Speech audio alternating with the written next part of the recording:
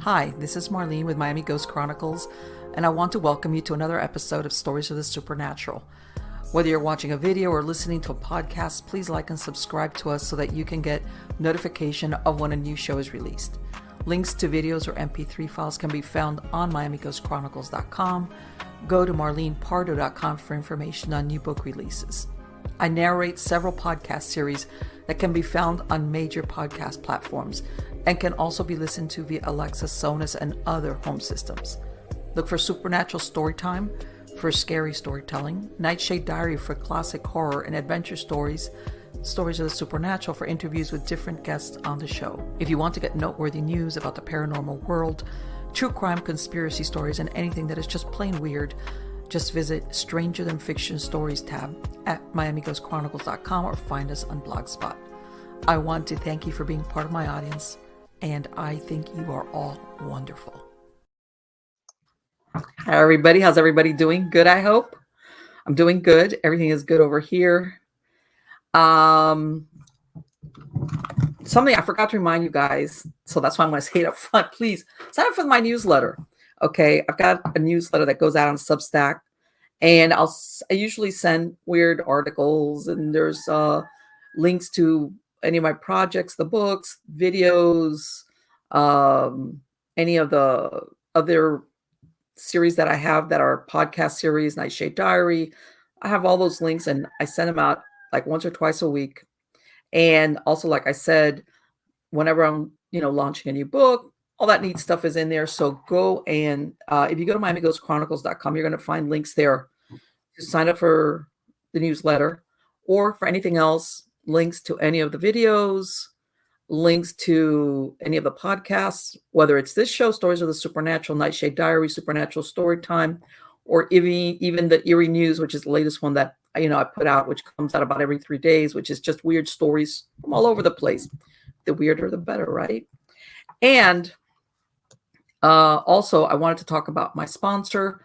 My sponsor is plantostaysafe.com, plantostaysafe.com. All right. And basically, they've got all these neat little gadgets. We're not talking here about, high-tech security systems. We're talking, let's say, if you're traveling and you need one of these alarms that you want to hang on the doorknob of your motel room, stuff like that, practical stuff. Same thing, that you can have at home. They have diversion safes, stuff. Let's say you've got some jewelry or a little bit of cash, you want to put it away somewhere, and they've got these little diversion safes. In other words, we're not talking a big giant like $100 safes. This is stuff that basically it helps you hide your cash or just jewelry that you don't want to leave, let's say, out in the open, and it helps you put it away. And they've got a lot of neat stuff. They've even got things that you could put in the wall. In other words, they help you stay safe in a practical way, but a lot of original ideas. They've also got a lot of great self-defense products for women. So check them out, plantostaysafe.com, plantostaysafe.com. All right, here we go. And for those of you, because I know everybody was asking me about my chickens, like last week I said something had dug in under one of my pens and took two of the chickens, and one was really hurt and it died. I tried to save it. So I'm down to 2. These are blue Andalusians. All right. I'm telling you, but the other chicks that I've got with the moms, they're fine. And, that's the nature of the beast when you have farm animals or poultry, that always happens. And, what can I say? And also, I know some of you had asked me, to take pictures of the hens with the chicks and stuff like that. I've got to I promise Scouts, even though I've never been a Scout, Scouts promise I'm going to do that.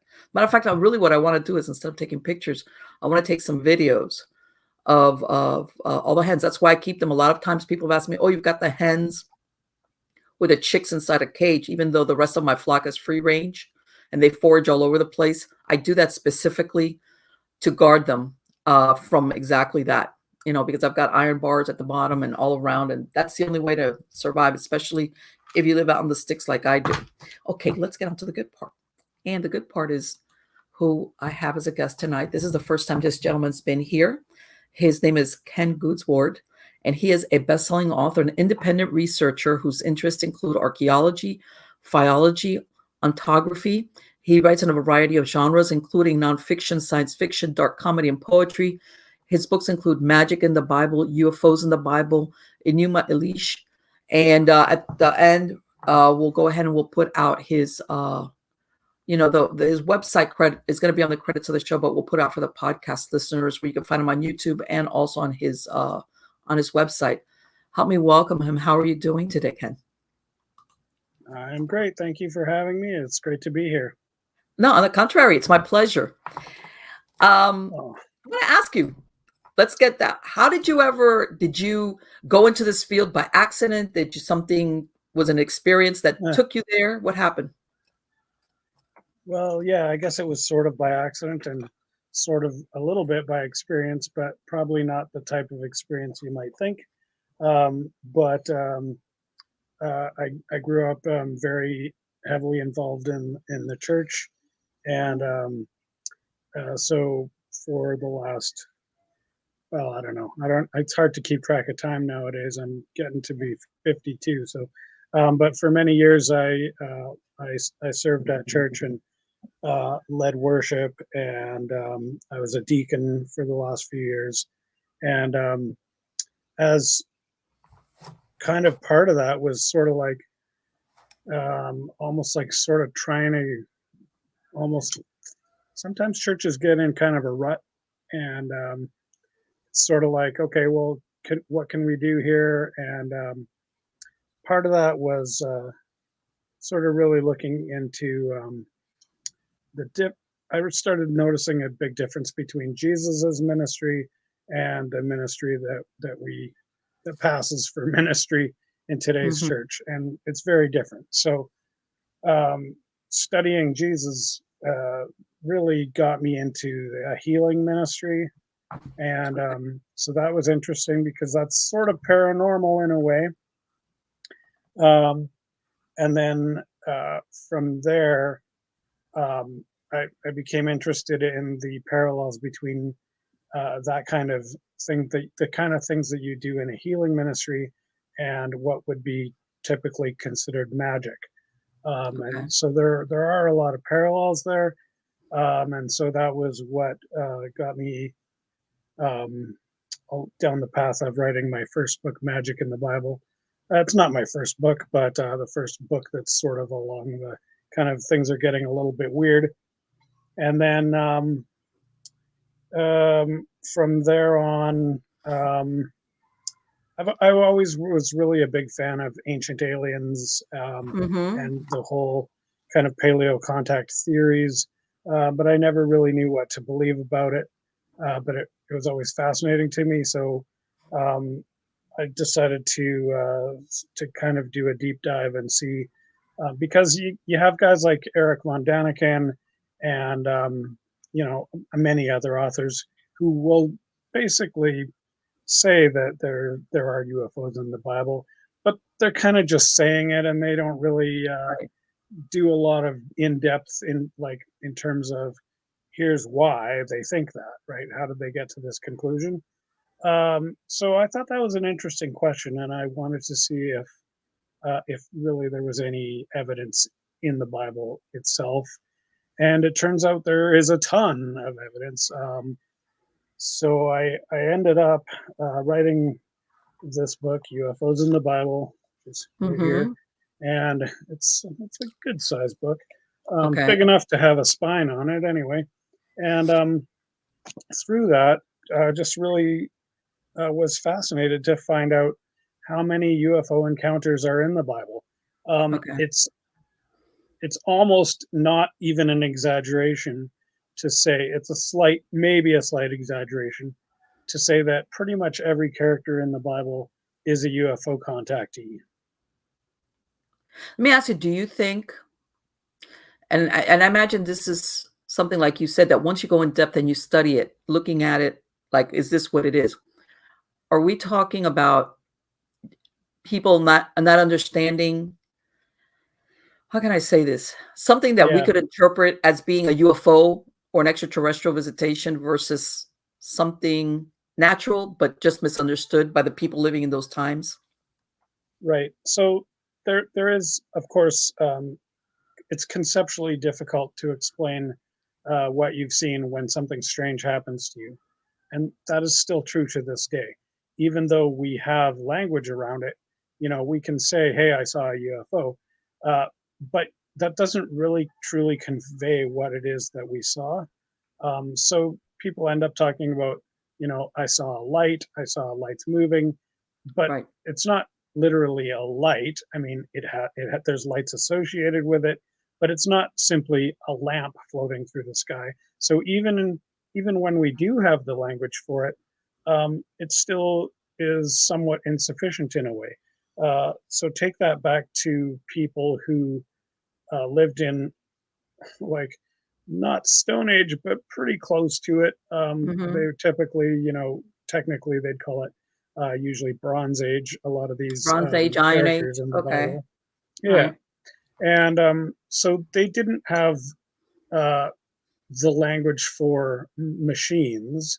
Hmm. They did have metal. They knew what metal was, and that is the language that you actually do see appearing in these texts. Is that they are actually talking about metal, and the metal is in the sky, and there's often fire and smoke and very loud noises, and often lights as well. So it's interesting that we actually strip down these stories almost in a way that makes it seem like these guys are more primitive than they really truly were, because we take out the metal elements when we tell these stories, Hmm. and we tell them as if it's a supernatural being, but Right. that's not in the text at all. So it's the texts do not generally. I mean, there's a lot of stories, so you can't generalize all of them, but um, they generally don't sound like, hey, there was a man who had wings on his back. Like, that's not what they're talking about. But Right. what they do say is there was a loud, shiny object that looked metallic, and it came from the sky. So Right. So they're not interpreting it as a supernatural event. They're just describing. I don't believe, Maybe right. they don't So understand how it does that, but yeah, exactly. And there is a little bit of a supernatural element to it sometimes, okay. because the characters who are um, having these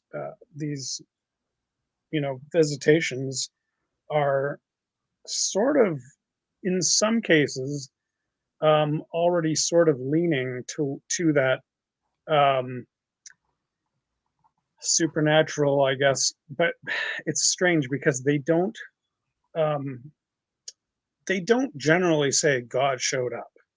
Okay. Like, and they could easily say that, right?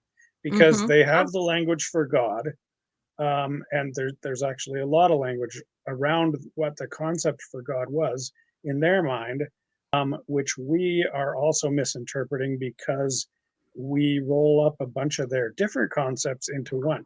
For example, everywhere in the Old Testament, where you read the word God, which is a lot of times because he's kind of the main character. Um, but the Hebrew word, there is no actual Hebrew word that means God in the same way that word means for us. Mhm. So in the Hebrew, there's several different words. The one of them is Yahweh, which is Mhm. the name of a specific God. Let's say a specific God that Moses and his followers worshipped. So you have Yahweh, and in some of these encounters, Yahweh is identified, and he sometimes does speak to the person having the encounter. However, um, that's that is, I would say, on the more rare side of it. Like, if you look at the numbers of different things that people are experiencing. It's not usually Yahweh, but he is named a couple of times. But often you'll have um, a character who is identified as an Elohim. Now, Okay. so an Elohim is a different word. It's not Yahweh. Mm-hmm. And though we generally in English and in Christianity have interpreted Elohim to mean God, but that's not what it means. It is literally a pluralistic uh, group of some type of individuals that we can assume to be living beings who are intelligent. Now, it Okay. doesn't necessarily tell us anything about them beyond that, but it is definitely not a singular person and not somebody who is claiming to come in ultimate godlike form or power.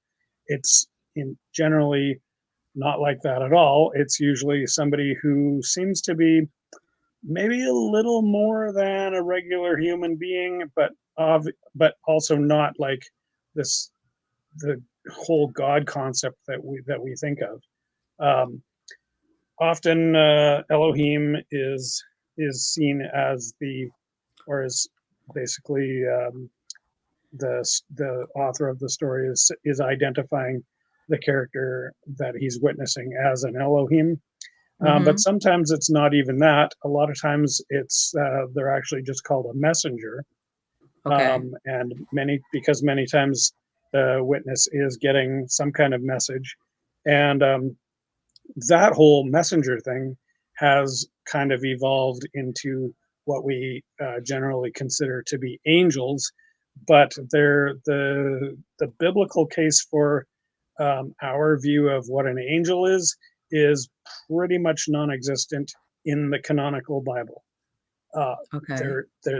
it's talked about in the Book of Enoch and some of the other books, which are specifically have been cut from the Bible. So it's very interesting to me that even though you could even say not allowed to read the Book Mm-hmm. of Enoch, that we keep some of the concepts that are in there. So angels is a very, very strange phenomenon that I mean, it's a strange phenomenon in and of itself, but then the way that has kind of morphed into the sort of acceptable theology of Christianity is possibly even stranger because it's literally just been edited out and yet it's still there. One of the things, because of course, the Old Testament and everything, we're looking at it, Hebrew, it was the Hebrew people, but at that time, of course, there were a lot of other ancient civilizations. And when you said ancient aliens, you always get the impression that extraterrestrials, in other words, all these different civilizations perhaps had contact with some extraterrestrials we don't know. Did you run across Right. anything where uh, back in it would be the Old Testament, where they, like you said, they didn't recognize them per se as gods or deities? How's that? Yeah, for But sure. what was their attitude? They exist, or you have to be careful with them, or we've just observed them. In other words, we really didn't have any interaction, but we observed them, or we observed something about them. Well, I mean, if you look at these encounters, they're literally physical encounters, and Okay. many times there's physical evidence left behind, which would make it a close encounter of the second kind, Mm-hmm. or possibly third and fourth, because there's often communication happening between them. So what we're generally not talking about is, hey, look at that weird light in the sky. Isn't that strange? It Right. must be something. No, it's not like that. It's far more significant than that kind of thing. And it has, it's been happening for thousands of years and it's never stopped because we still to this day have millions of people every year who are witnessing similar things. Now, if you count the hey, that's a weird light over there. Well, I've met lots of people who've seen that, and it comes across my plate, well, maybe weekly or monthly, where somebody contacts me and says, "Hey, I just saw this weird light." I'm like, "Okay, well, that's cool. I mean, it might be something, but it's hard to say anything about a weird light unless you can Sure. see it moving in specific ways." Um, and there are some cases in the Bible where there is basically just a weird light, and the most famous of which is in Matthew, the book of Matthew, where the three wise men uh, follow this weird light to Bethlehem. Right. Um, Exactly. but that one is more than just a weird light, because it's a weird light that they're able to follow for weeks or months at a Right. time. The Magi. Right. They people don't realize that Right. they arrived days and days and days after the birth of Yeah. Christ. Yeah, Uh-huh. they couldn't just hop on the freeway and just follow Yeah. that light.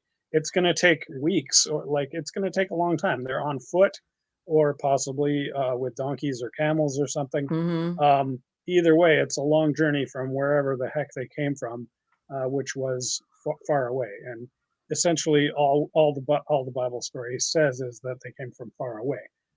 So we don't know how far or where it was, but um, there are I think there are indications that they may have been from India or from China, Right. or someplace very far away like that.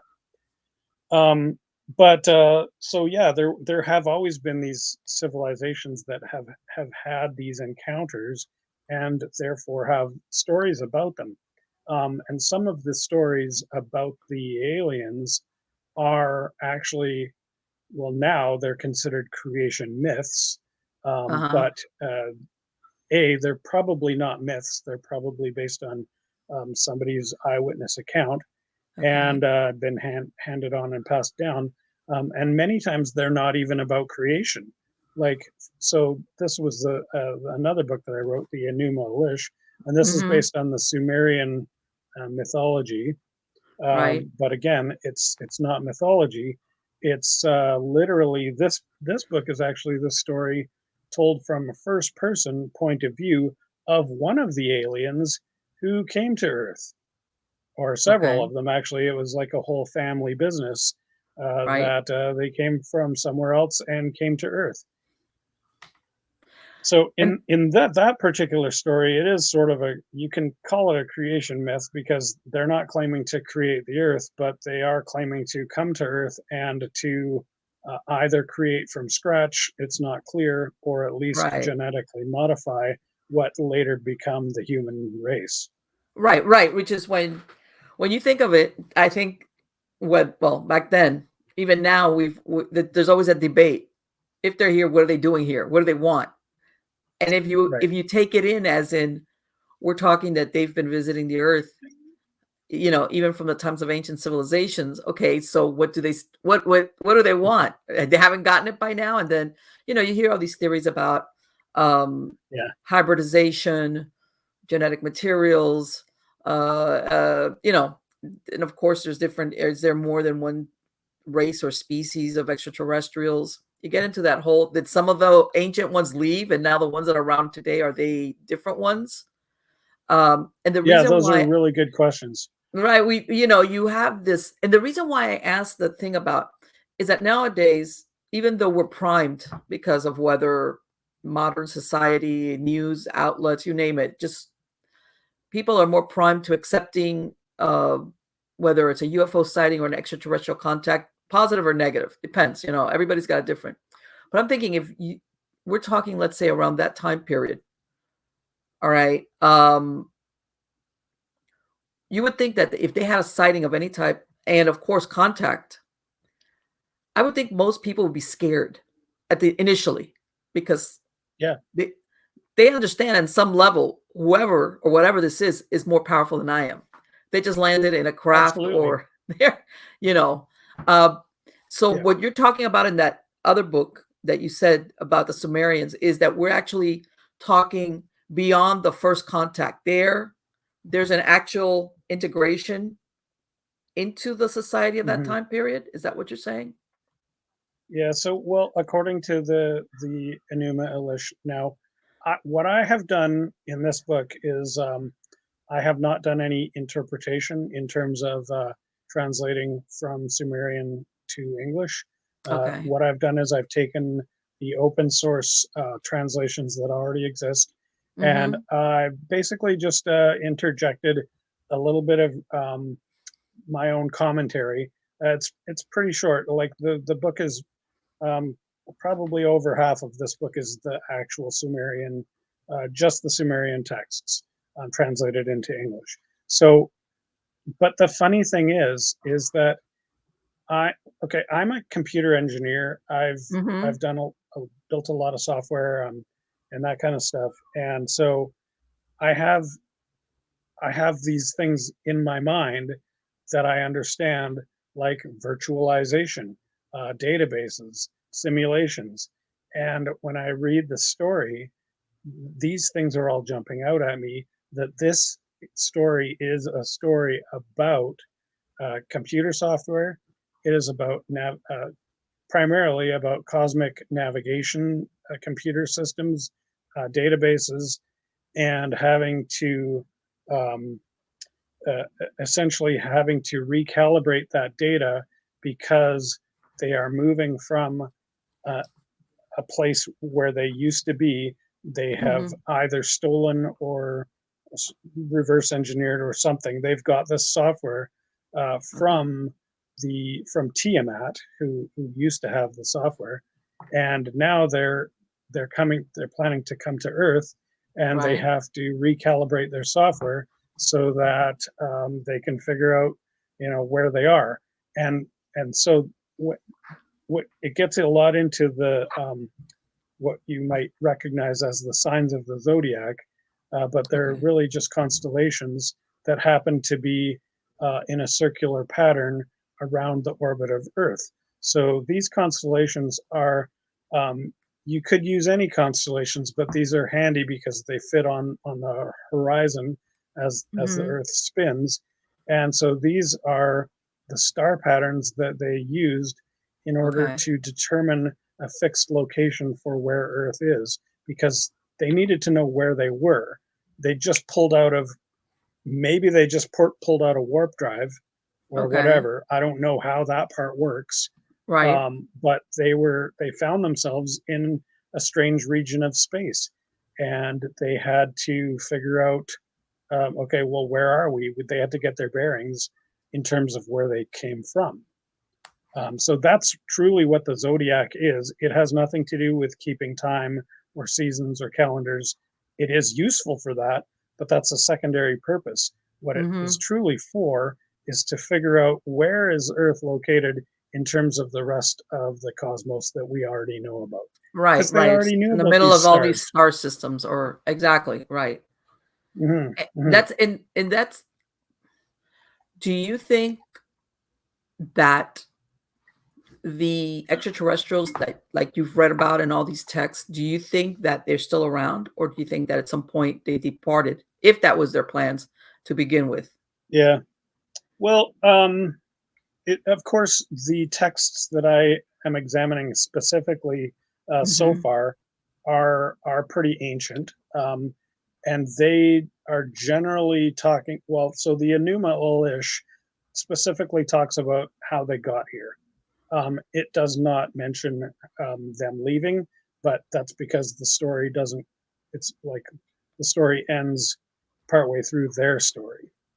Um, there are many other oral traditions as well as other ancient writings that I admit I have not really specifically dove into yet, but are Okay. part of my ongoing research now. And many of these other stories are do have elements of the aliens leaving. For Okay. example, there is a Hebrew um, legend, I guess I'll call it. Um, I have not yet examined it in the actual Hebrew, but the translation of it basically implies that the there were I don't know who they're even talking about, but there were some. It's a story about basically similar to kind of a Nephilim the Okay. Nephilim story where the sons of God came and had children with the human women. And so this story, the difference on this story is the twist is that the women fled the scene, and Okay. one of them was left behind on Earth. Presumably, we are her descendants, and the other six fled to the Pleiades, which Okay. is in very close to Orion, and both of those are basically in the Taurus constellation, which is the exact opposite side from us as the galactic core. So Okay. I find it interesting that there is there, as you do any kind of reading or even just watching the programming that's widely available, is that a lot of people are talking about Orion, a lot of people are talking about the Pleiades, and they're Hmm. basically the same thing. Um, and what's the other one there? I feel like I'm missing another constellation that's next door. Well, and you know what? I'm glad you brought that up because, there's always been that talk about the missing link. We're talking like Darwin, evolution, and everything. But the truth is, they have never, ever found the missing link, which is supposedly that jump from a hominid, like as in a primate, to modern man. They can't Right. find it. Well, There's been a can lot I? of as a matter of fact, Piltdown Man. It turned out that was a big hoax. So. Yeah.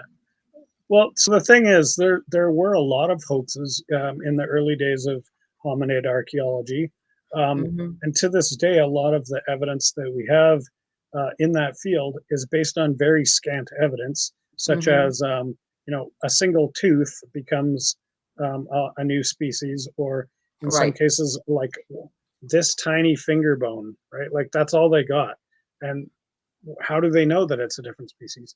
Now I believe that we're making a lot of progress on that. There's a lot of DNA analysis going on. Right. But the most fascinating thing about it is that what we're finding in recent years, because of advanced DNA technology, and just because of the amount of work that's going on now, because if you think about how many people there were in 1920 who were specializing in archaeology, like a couple dozen in the world, maybe Right. tops. Now we're churning out, like our academic machine is so vast. Like we're just churning out so many scholars, um, and there's so much information available that we are able to comb over the work of other people and people who published 50 or 100 years ago, and we're bringing new data to bear on that, and new ways of looking at things. And so one of the biggest things that I'm really excited about is the whole Neanderthal and Denisovan connections, Yes. which are essentially Neanderthal never went extinct. We are Neanderthal. Right. Exactly. They I got realized my that they all interbred. In other words. Yeah, and so I got my DNA results back from 23andMe, and I'm 4% Neanderthal, I'm which three is percent among the highest Neanderthal. you can get. There you go. So between the two of us, we represent more than probably 97% of the DNA. How am I saying this? Anyway, that those percentages are a lot more than most people, but almost everyone has a little bit, like a tiny, Mhm. tiny fraction of a percentage. So when you consider things like that, and they've also found a specific individual who was a caveman, a girl, a young girl, and Mhm. her DNA showed that she was like basically almost half Neanderthal, half Cro-Magnon, I believe it was, or else it was Right. Denisovan. So anyway, there was a lot of um, intermixing Yes. Yes. culturally and Yes. sexually, and we are the result of this huge melting pot, Yes. not only of like current humanity, but from going a long ways back. It's also interesting, just in terms of DNA analysis. If any of your listeners, probably many of them, have done 23andMe, and what Mhm. I found most fascinating when I first got it was, um, okay, I knew that I was like, I was expecting half Dutch and a quarter English, quarter Scottish. Right. Well, and those were all big in there, but then there were all these little things like 5%, or some in the 1 to 10% range of Right. all of these other places that are far away from there. And Mhm. how did those people uh, Yes. get my great great great great great grandmother pregnant? Like, Right. how does that work? Because we have this concept that for thousands of years people have just been living in the same place, farming away, or doing their thing, and nobody traveled because they were all just a bunch of poor farmers. It's not the Right. case at all. Right. Um, so, like, really everything that we know is wrong, Right. Well, and that's they one really good they example. exactly. They, as a matter of fact, that Easter Island, the Rapa Nui, which were Polynesians, Yeah, they yeah, were, and of course, like you said, with the use of DNA, for example, they were looking at some of these giant heads, stone heads, very similar. Well, no, I'll take that back. Not all of them are similar to the ones on Easter Island. There was one that supposedly is out in the jungles of Guatemala, but the tribes in that area, that was their thing, that they would carve these huge heads with a couple of tons. There was one that was unlike the features of the other ones. It turns out hmm that they recently did a DNA on 27 Rapa Nui, which are people from the Easter Islands. Okay. And if based on that finding, it shows that the Polynesians went all the way and came up either to the coast of Chile or Peru, traveled in to the interior of Guatemala, and then came back out and went back to the Easter Island. In other words, when they looked yeah, at the genome, it's like it wasn't just a happenstance one time thing. And they were saying that right. there's trying to draw the correlation between the carvings of these big giant heads, just like they had on Easter Island. The features are different, but I guess that whatever it is that prompts them to do that. And nobody ever hmm thought that the Polynesians could travel that far away, much less go into the interior, obviously, mate, breed, whatever you want to call it, bring them back to Easter Island and then go. In other words, right. like you said, a lot of times we kind of shortchange some of these older civilizations, thinking, oh, they're limited. They can't do Absolutely. that. And Yeah, supposedly and these and Polynesians don't even have they had their own way of their own navigation system, and totally. they made And it. so these guys, our ancestors, or not necessarily directly, but there have been people all over the world, very well documented, because they have the stories and they're telling the stories, and they've never stopped telling the stories. We Mhm, just don't listen. But it is actually very well documented that people in all throughout southern Asia, Polynesia, down to Australia, as mhm, well as on the Pacific coast, in both North America and South America, both coasts. People have always been seafaring. yes, This whole idea that they didn't have boats is utter bullshit. yes, There's zero evidence for it, and the evidence against it has been looking us in the face literally for hundreds of years. So based on the thing that you were just talking about, the giant heads, you might be referring to some of the Olmec statues, yes, the Olmecs, that exactly. are, yeah.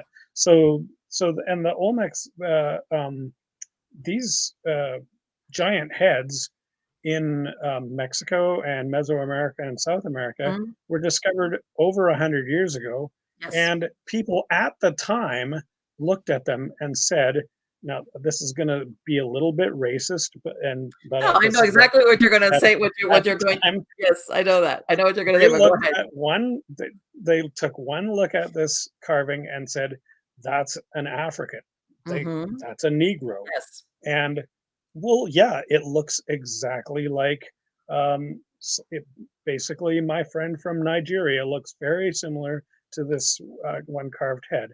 And that's not to say that, everybody But see, looks that's the the thing same, that they but showed pictures though of Aboriginals and of indigenous people, and they look exactly, and yeah. they look like those statues. So it was Hmm. like, in other words, that again, people sometimes also get this preconceived idea of indigenous people having to look a certain way, and that could Right. change depending on the area as far as their features per se. Um, Absolutely.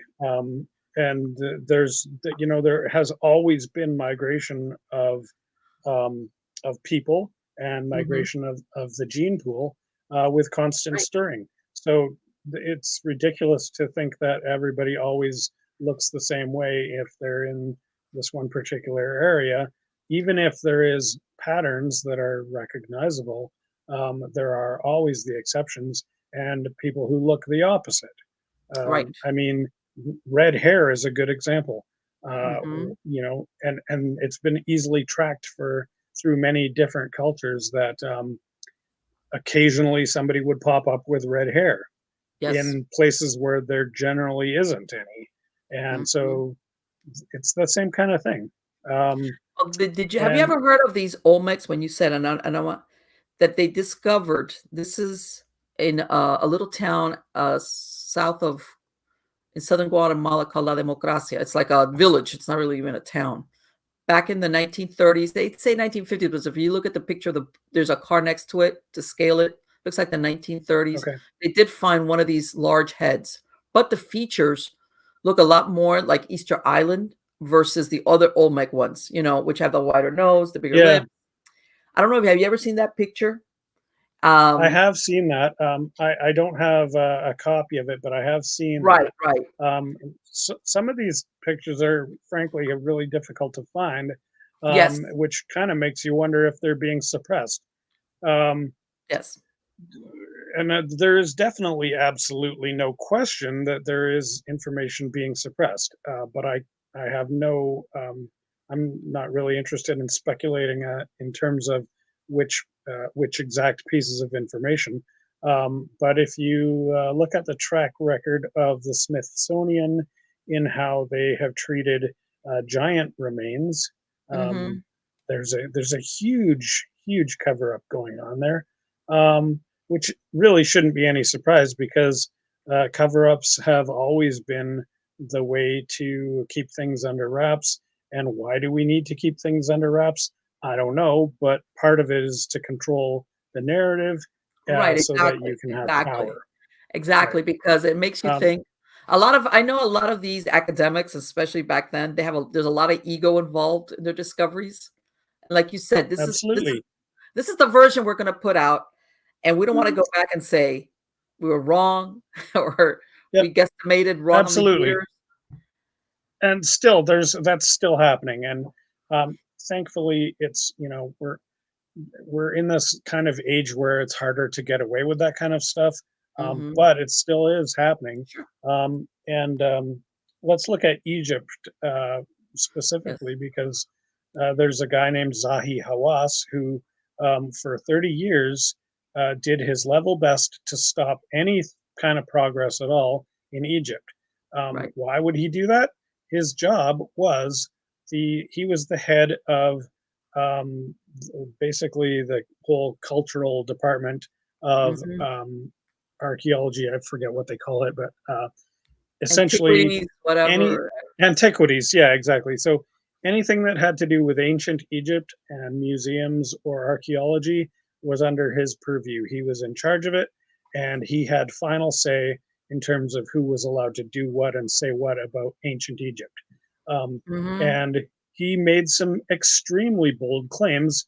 Uh, at one point, I read a quote by him that said, and this was probably dated, I'm thinking of probably about 10 to 15 years ago, he said this, and that was, I'm directly quoting him, there is nothing new to find on the Giza Plateau.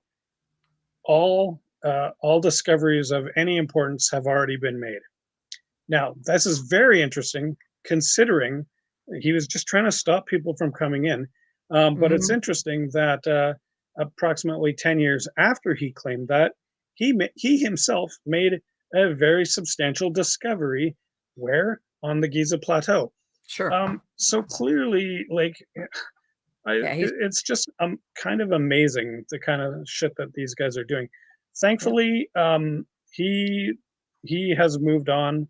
There was a lot of political mix up in the last 5 or 6 years in Egypt, and one of the good things that came out of that was that it sounds like the new the people who are in charge of that department now seem to be a lot more open. I know even in the last 2 years, even during COVID, there have been some pretty significant expansions in terms of what certain types of people are allowed to do and what you're allowed to go look at in Egypt. Even Yes. a common like a normal tourist can get access to places that have been closed for 20 years. Right. So I I think think that good things are happening.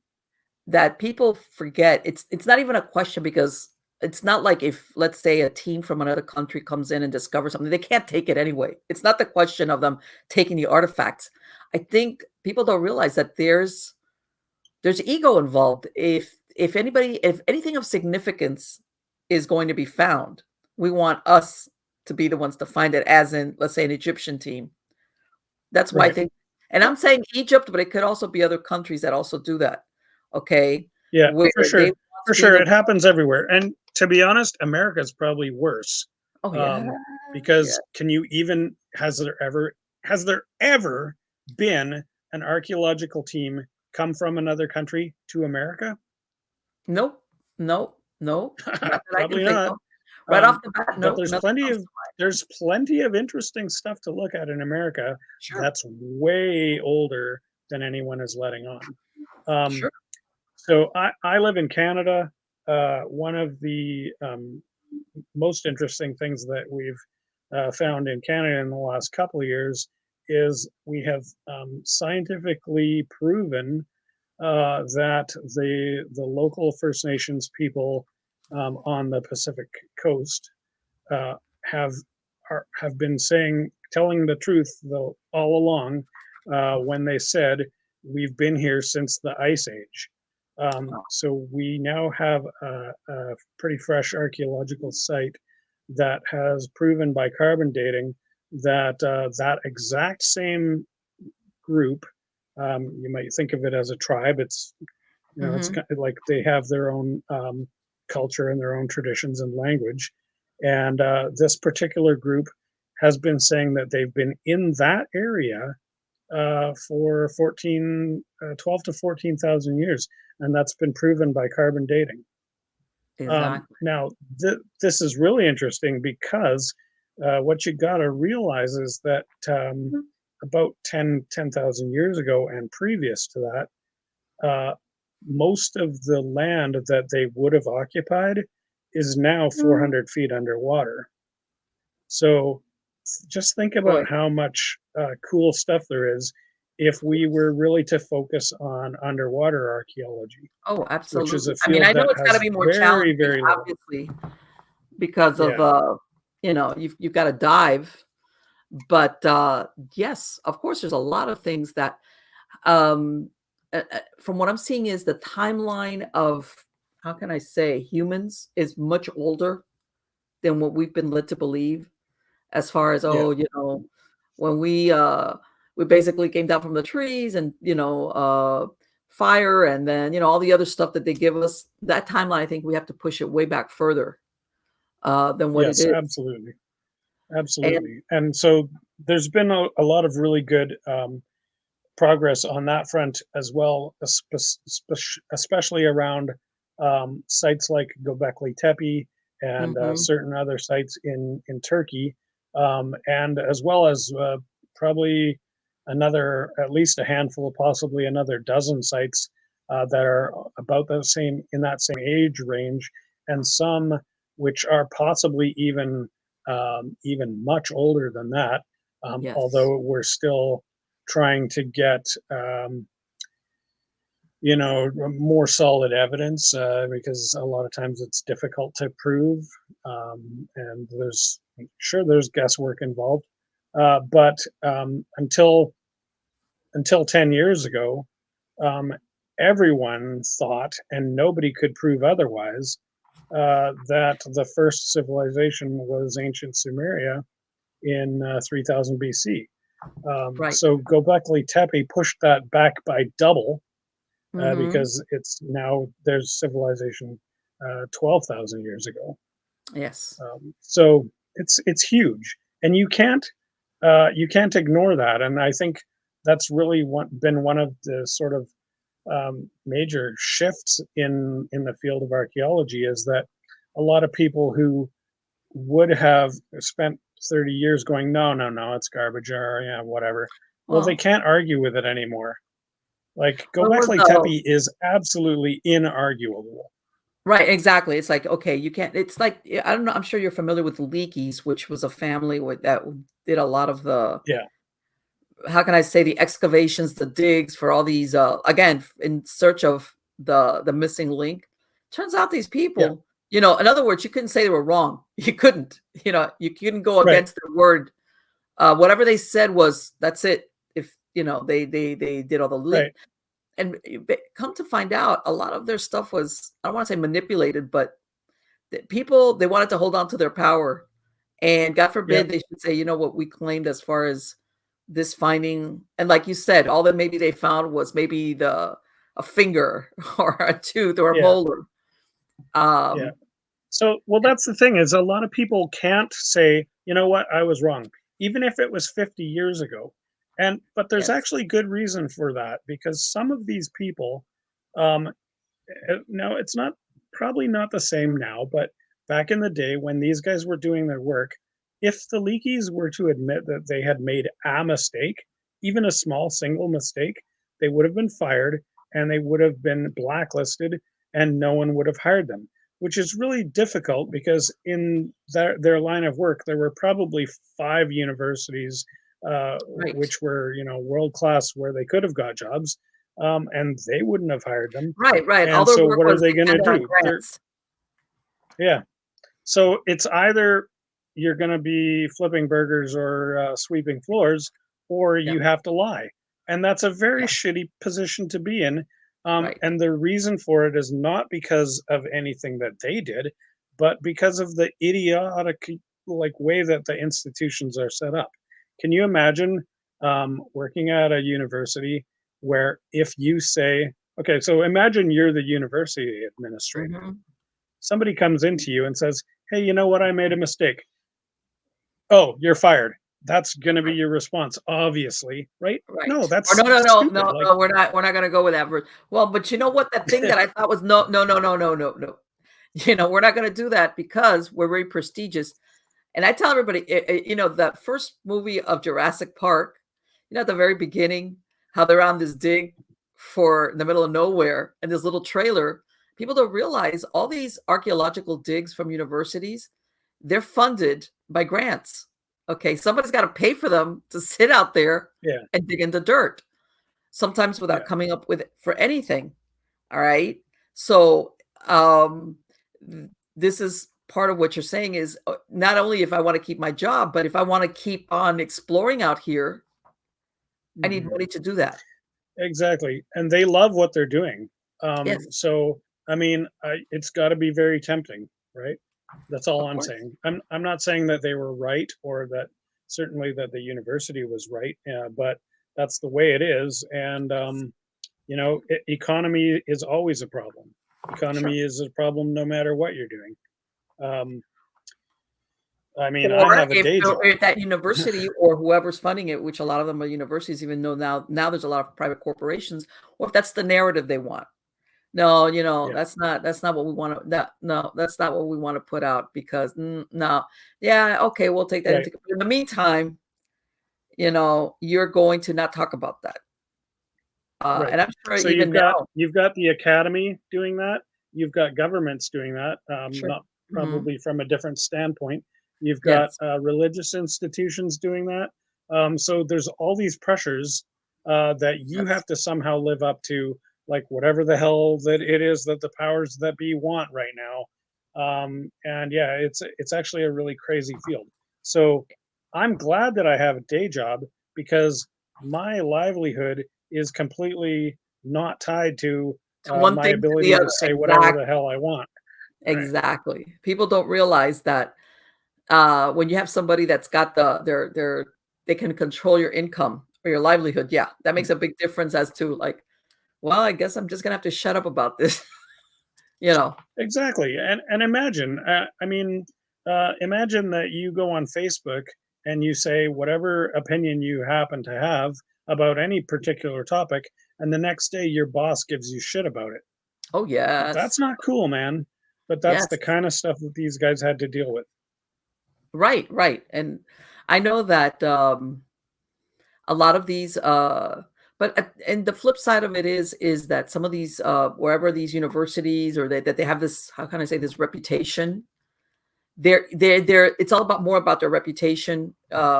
Let's say in academics, oh, this came from so and so university, so it's gospel. It's like it's got to be the truth. Yeah. Very, Yep. very rarely do they ever go back and eventually what happens is the people that were involved in it die or anybody that could be around to say, hey, that's not exactly right, they die, as time goes by. Right. So it's like, okay, we're in the clear, our version is the accepted one, and that's the way it's going to be for whatever reason, Right. whether it's Right. just That's why ego it takes or yeah, that's why it takes 20 to 50 years to see any change in academia. yes, they say the Yeah. old people that'll die. I hate to say that, but that's what you hear. It's only when the old guards go, push up daisies, that then you start seeing, whether you want to call it a renaissance or, hey, new ideas, things of this nature come up or accepted. How's that, Yeah. entertained? Yeah. Um, Exactly. and which I think it's a shame, but again, people don't realize that a lot of these academics have real big egos, and Hmm. Well, and even with that, none of that change would happen if it weren't for people who were willing to stick their neck out. And these Mhm. guys are getting bullied and harassed, even if they have nothing to do with academia. Sure. You have a guy like, say, Graham Hancock, for example, who is Yes. a journalist, and he starts talking about some interesting stuff. And what happens? He's getting publicly derided Yes. by the academics, and like, why? He's saying Mm. something. It has nothing to do with any of you guys. It's not Right. affecting your funding. Just like shut up. And yet it's like this They don't poor want guy. I anybody mean, to I listen feel to them. yeah. Well, 2 weeks ago, they had this here in the Senate met to have UFO discussions, something they hadn't done in 50 Mhm. years. Very, and I asked Well, myself, why no, now? that's not true. The Congress has met over the UFO subject on at least 5 occasions in the last 5 years that I know of, and Really? I don't even live in your country. I There didn't was know in that. 2013, there was a big thing. This was before both before and after the first round of naval videos that were leaked with the Mhm. I forget which one it was. The Nimitz, I believe, was that one. Okay. So that was happening then. A few years later, well, that was really picked up by I can't think of the fellow's name right now. There was a guy who was just doing so much work.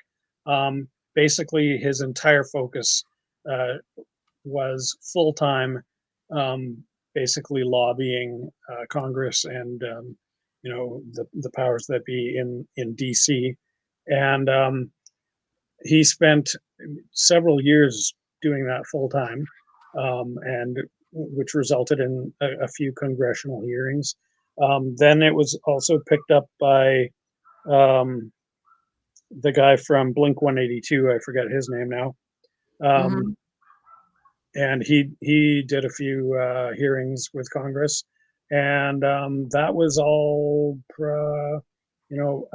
around sort of between 2013 and 2018. That was all happening, And then, of course, there was the other disclosure that came from the Navy with the other videos, the Go Fast video, the Tic Tac Right. video, Mm-hmm. and of course that prompted another round. So there was some in 2019. I believe there was some in 2021, and then now again now. So I find it very strange that everyone thinks this is the first time. Well, this is what Um, believe it or not, that's what I understood. It was like, Senate has yeah, not met to discuss UFOs for 50 years. I was like, wow, okay, why now? What's going on? And one yeah, of the things I do not recall the senator's name. There was one who said that, they're all talking about the importance of UFOs and what UFOs, that they're considering, do we need to look at people putting out misinformation about UFOs? Should they be prosecuted or looked at? And I was like, what? right. So here's an interesting point. He is putting out misinformation regarding UFOs by allowing the press Mm-hmm. to carry the story that this is the first time. They're doing this willingly and manipulatively. This Right. is absolutely 100% suppression on one hand, but disclosure on the other. The Sure. right hand doesn't know what the left hand is doing, and that's on purpose because they're very conveniently forgetting about where we're at because of the progress we've already made, and just making it seem like every time somebody says something, they're the hero for finally stepping up and saying something. Um, it just doesn't fly. Uh, Mhm. However, this is sort of the whole thing is that there definitely is a lot of work going into controlling the narrative around the Sure. UAP phenomenon, and that work is um, well, who knows what the motive is or what the end game Do you is, think it but I has mean something to clearly, do that UFO is one of the most, how can I say, one of the most used or terms if you go into Google search, one of the most searched for terms, do you think has anything to do with that? mhm. Well, that certainly helps when it comes to selling books. And I Well, can only tell you that I'm because just saying I as far also as have a controlling the novel. narrative, it's like, oh, if we've got Yeah, these many people are listening or interested in this, this is not just yeah, some. that's definitely true. So I mean, people in power always are interested in having ears to talk to. Yes. So definitely that is certainly a factor. But it is to me very interesting the things that they're saying right now because the content that is currently being spewed is absolutely 100% contradictory to everything that we have already learned about this. If you've been following the UFO phenomenon for any length of time, you Do you already know think? about Bob Lazar.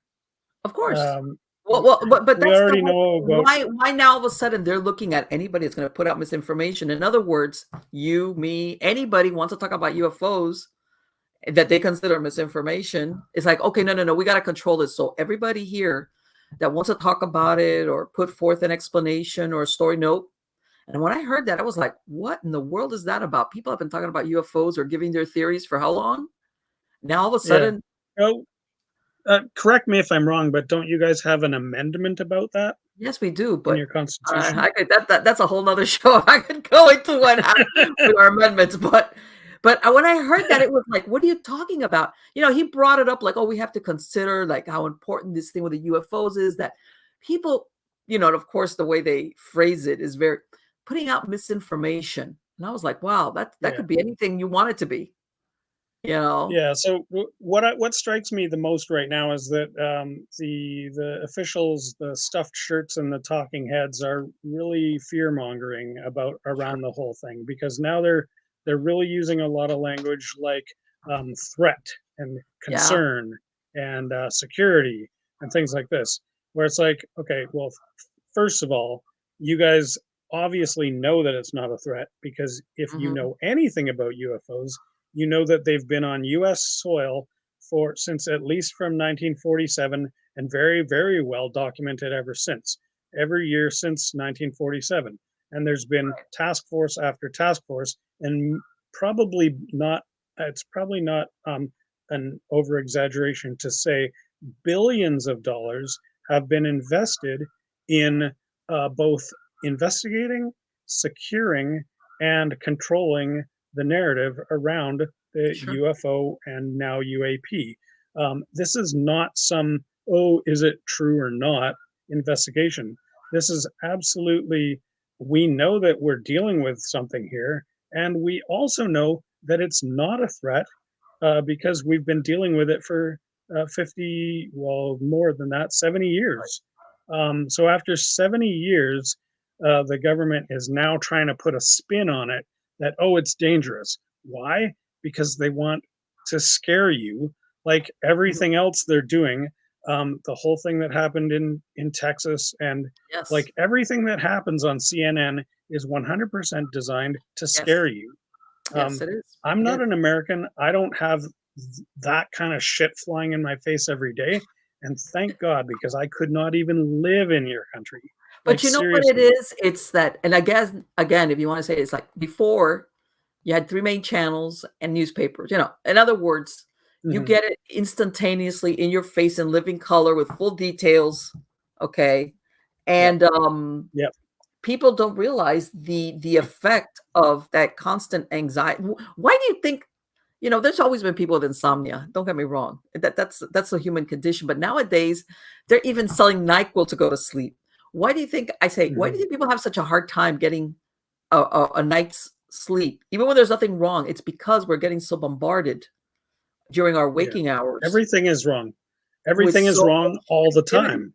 Yeah, and Yeah. everything, by the way, is you're on the edge of the precipice. It's like, Yeah. huh? Oh my God.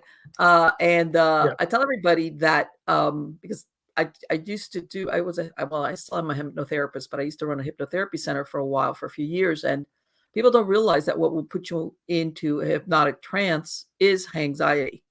All right.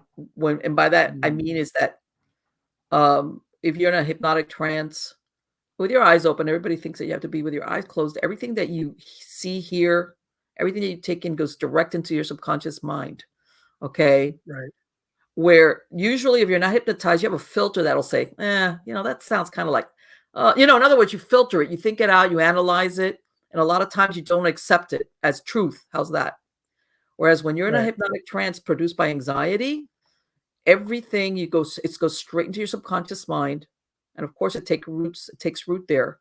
And that's why a lot of people, sometimes they find a large amount of people, unfortunately, find themselves worrying, like, besides their own personal things, it's like everything is the end of the world is around the corner kind of deal, you know? Absolutely. And that's exactly the intent of the American propaganda machine, which, Yes. by the way, is working on a scale far greater and vaster and more effective and efficient than the Nazi propaganda machine ever was. Oh, well, of course, because just thank the internet is wonderful for a lot of things, but for in other, how can I say, it's just the media, whether it's via the internet, with nowadays a lot of people, that's how they get their information.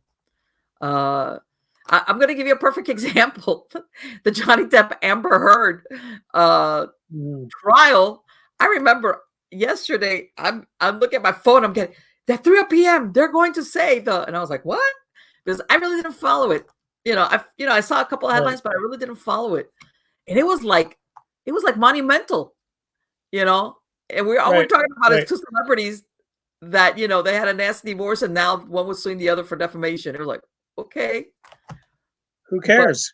Like, how is this literally going to change my life? But it does because yes, we invite it into our life and yes, we say, this is important. In fact, yes, this is now life or death. And this is the thing is that I think that's why America is so polarized because yes, with a two-party system and everything is life or death, and yes, everyone has to now control everyone else around them. everything, It's not yes, okay to just have your opinion. You yes, have to make sure that everyone knows your opinion. And yes. it's crazy, and I don't know how Let me anybody tell can you live something. with that, to be honest. And that's, you know what, and you're absolutely right. There was a time where, how can I say it, for lack of a better word, because I'm old enough to know that to grow up in that, where differences were tolerated, whether they were political differences, whatever. It was like, okay, it's Mhm. okay. It's not the end of the world. How's that? It's not earth Yeah. shattering. It's like, all right, Right. I'll wait till the Right. next And elections come around, or whatever it was. Even on the local level, if yeah. whatever it was not so monumental. Something much closer to home had to impact you on that level, whether it was a loved one or something like that. Then that's when, okay, things are really serious. But all these other things were important, but not the way they are now, where it's like Yeah. you said, it's life or death. Everything is. Um, Yeah. It's interesting that you say, like, so basically you're comparing it, but almost not even metaphorically. You're essentially saying that we are all hypnotized, yes. and I think you're right. And another way of saying that would be because I have a book on the subject of magic. It makes sense to me to think about it that everyone is under a spell, Hmm. because really, what is a spell? A spell is well, there's a lot of different kinds of spells. There's some that are physical manifestations, but Right. there are some that are essentially uh, um, the fact of altering the mental state of a person.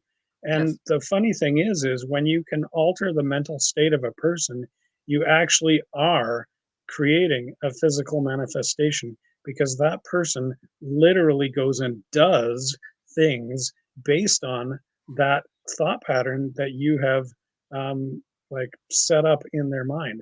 So it's very interesting, the fact that uh, really our entire society, and this goes far beyond America and politics, but our entire civilization now is built on information. And what is information but a spell? So I'm looking at you through a camera, which is Hmm. casting a spell onto my computer, and my Yes. computer is casting a spell on me, and I cast spells back onto my computer. And it's this whole big firestorm of spells that are happening. And it's not necessarily bad, it's not necessarily good, but what it really says to me is that this really harkens back to the very, very earliest stories that we have, which are also talking about these same things. You think of in the book of Genesis in the Bible, we have the tree of the knowledge of good and evil. And that's really the story that it's telling, is that there's information, there's knowledge, there's thought patterns that we interface with that are both the best thing in the world and killing us. Sure. Yeah. The technology has a lot of benefits. And the way I look at it is exactly what you just described, whether it's the camera. Basically, it acts as the portal for the spell. Okay. Once upon Hmm. a time when there was no internet, let's say no cell phones, not even pagers. Let's go back to just a simple Hmm. phone line. Okay. Yeah, The other only point of entry was somebody would call you, and if nobody answered, they hang up, and that was it. And or send you snail mail. End of story. This was the that's only right. point of entry to access you. All right. People didn't Right. expect you to And be those were powerful. always available. Those were powerful points too. Yes. I actually experienced healing through a telephone, and Okay. also over TV. Um, Mhm. so it's interesting that there are things that can direct physical manifestation of the human body without necessarily even interfacing through the mind. I mean, I guess in a way it is. Maybe it's all in my head. So Well, somebody told let me me I ask was healed. something. It's Don't you all in my think head, but I was. behind every, whether you want to call it a spell, whether you want to call it healing, Yeah. it all comes down Yeah. to intent. Okay. Intent. Hmm. All right. Right. Now, if you could say, well, you know what? Everybody that has access to me, let's say via the internet, let's go that route. I know that their intent Yeah. is positive, but you can't, but we can't do that. There's no, we have no filter to say what we're seeing or what maybe a one-to-one, let's say like what we're having now. What is the intent of that person in some instances? If you could control Right. that, you could say, Well, okay, I would posit to you that you can control that. how? And I will give myself as an example Okay. because um, I I am, I wouldn't say I was cautious, but I am careful Mhm. about the types of applications that I use, Okay. and how I do that. So I do use social media. I use Mhm, Facebook primarily. I do a lot of stuff on YouTube, and I also watch a lot of cool stuff on YouTube. Um, mhm. I I experimented with Twitter and with what's the video thing? Uh, Come on, Within the with 8 seconds of video or whatever. oh, Uh, TikTok. anyway, Yeah. TikTok, yeah. So I have accounts on both of those, and I once in a while will log in if I have to make a post, mostly. But Mhm, I basically avoid those two places like the plague because they are absolute filth. Like the shit that I see as soon as I log in there makes me instantly angry, or mhm. just like I just don't want to see this. So Yes. what do? I don't log into those. Yeah. And how do I control Facebook? One time went through my feed, or sorry, went through my friends list, and I didn't unfriend anybody, but I unfollowed over like there was hundreds of people. All right. So I unfollowed everyone. And then I thought, okay, well, who are the people that actually have interesting things to say that I want to hear from? And Sure. I followed them back. So so it is a lot of work. Yes, But yes. right now my Facebook feed is a very positive place, Well, you know what? I which I think don't also, think. Ken, at the beginning, myself included, how can I say? We went into a lot of the social media kind of like, oh, it's a place to like share pictures of your kids or the family of the vacation or my cat or my dog or my farm or my, or, just talk or people. Yeah, I don't think people realize at that point how much of themselves they were putting in that now they didn't see the eternity of social media in the right, sense of what you right, post once it's there, it's there. And let's say most ordinary people didn't think of it that way. And now, when people come to realize, they're scraping information, this information is manipulated. Also, who has access to this information that you would think who'd be interested in me? hmm I'm like, nobody. People are right. becoming But is more, that necessarily a bad thing? And I've no, had this conversation hundreds of times, but I I'm all for Google scraping all of the data that it can get on me because it benefits me directly. How sure, so? I only see advertisements for cool stuff sure. that I think is cool because that they know what I think is cool.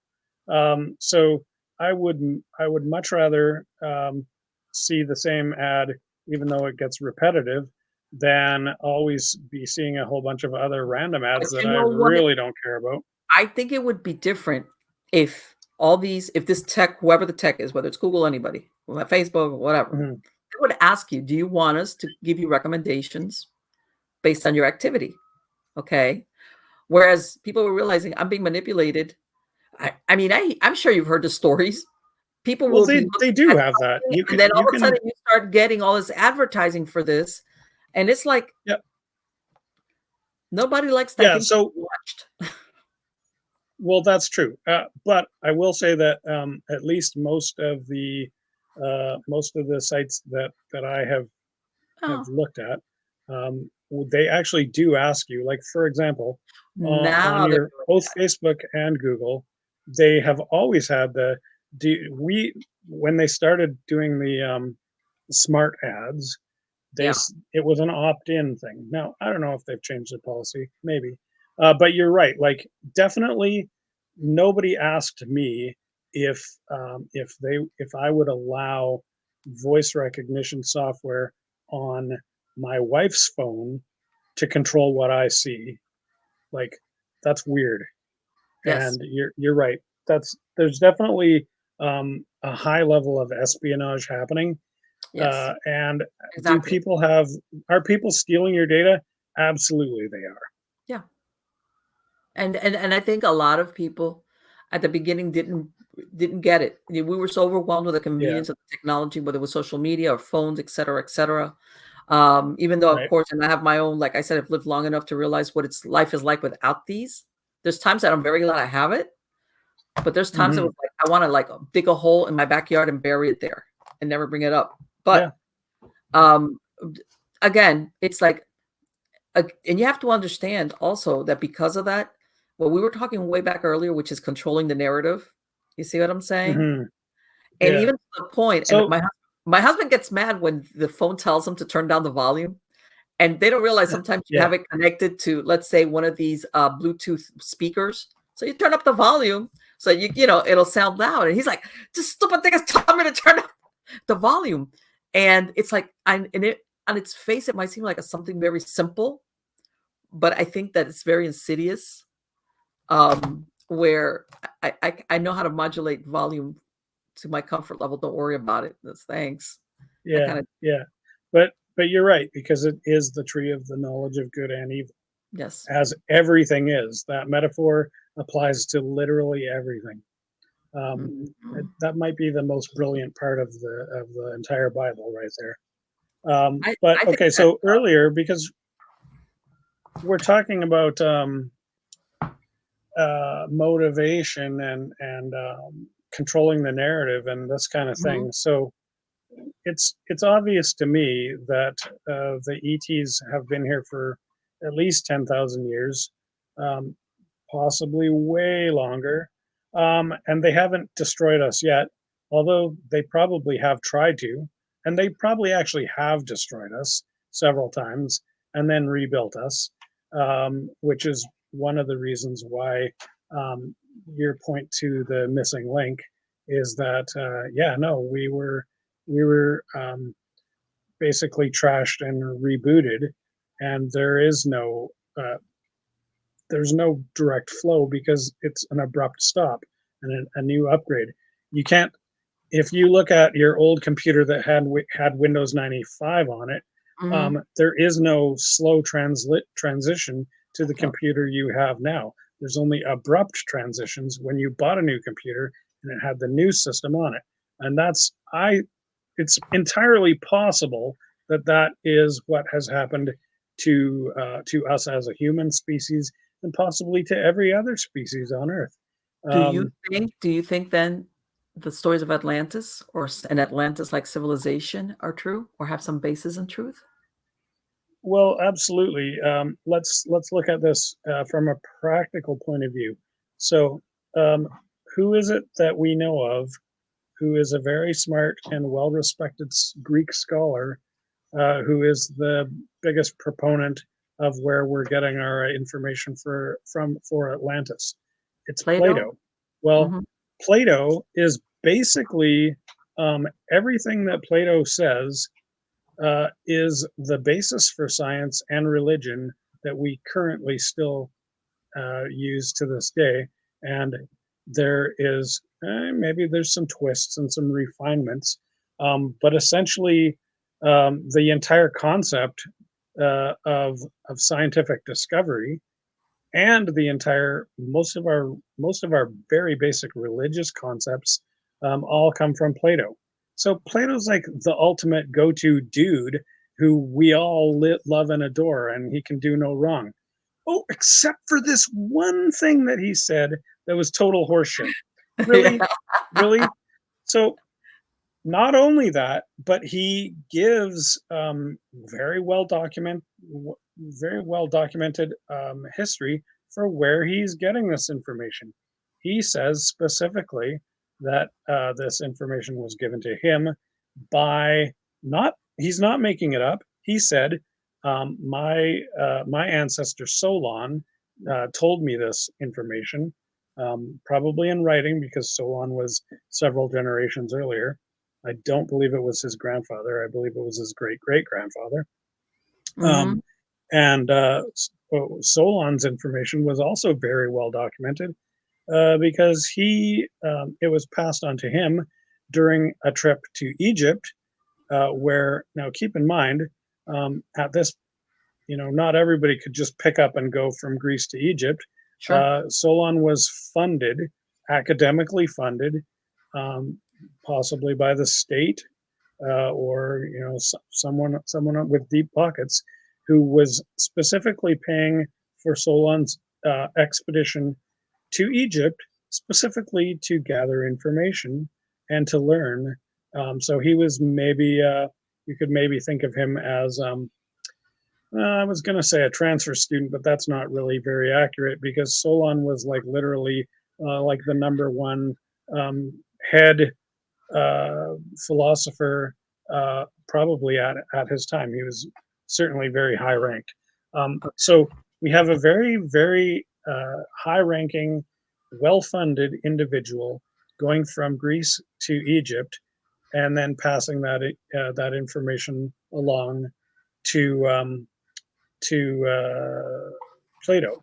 And what Solon found in Egypt was he was able to, because of his credentials, he was able to speak to the number one guy in Egypt, who probably was working directly under the pharaoh, and this was a fellow who is unnamed, but he's called the high priest in Plato's story. So Solon was able to essentially have this guy as his mentor, and he was studying with this fellow in Egypt for I'm not sure how long, but it was not a brief period. He was there for quite some time, and while he was there, they went and they looked at um, like the Book of the Dead, which is something that is pretty conventional in terms of, yeah, this is what we know that the Egyptians had, and I think our interpretation of it is maybe a little skewed, but um, this is the type of stuff that these guys were studying. And during that study, they traveled to Dendera, which is one of the early temples in Egypt, probably one of the earliest, possibly the earliest remaining temple ruins that is currently known. And at Dendera, they do have um, some of the same types of stories that we're used to seeing in many of the other not pyramids but other temples in Egypt, which have come to be called the Book of the Dead.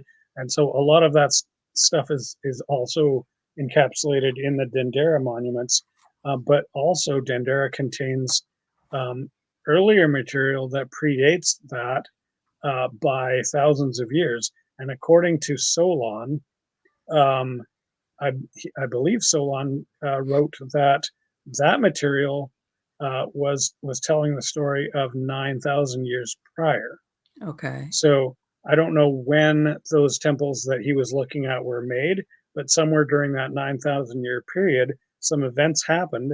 And then in Egypt, the people who built these temples, who again were very well funded, very deep pockets to build temples out of Mm-hmm. stone. Um, so these guys were telling a story that was not, uh, it was not um, unconventional in any way. It was Right. funded by the government, for crying out loud. So the Okay. official government story at some point during the period between that 9,000 years from when the event was presumed to have happened and when Solon studied it, that was the official record. That was the history, right? There is no other history. That's the official record. And it clearly states that these people came from Atlantis after Atlantis was destroyed. Now, that has nothing to do with where it's located, Mm-hmm. but Plato actually does go into quite a lot of detail with some very extensive clues about its possible location and its sort of its structure and description and stuff like that. So if you're interested in that, I would say that there's a ton of theories about where Atlantis might be. Mm-hmm. The basically, I haven't really seen any good evidence other than one very strange location, which you might want to check out. I would recommend watching the YouTube channel Bright Insight Mm-hmm. and check out his series on the Eye of the Sahara. Okay. Fascinating. Okay. I know that there's a lot of different possible sites of where Atlantis or Hmm. Atlantis-like civilization, which was, basically they were destroyed by cataclysm, whether you want to say that they brought it about.